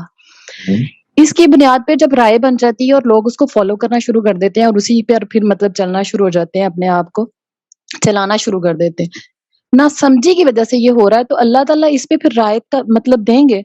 मैं ये जानना चाह रही थी। देखें, अगर आपने जानते बूझते गलती नहीं की तो अल्लाह ताला रियायत देंगे, लेकिन अगर आपने बेपरवाही की है या जानते बूझते गलती की है या किसी चीज को अहमियत नहीं दी है तो जो अदल के तकाजे हैं वो पूरे करेंगे। आप यूं समझना कि अल्लाह ताला आदिल है, कोई वो सजा के शौक में नहीं बैठे हुए, वो तो उसी को सजा देंगे या उसको से मुआवजा करेंगे जो डिजर्व करता है।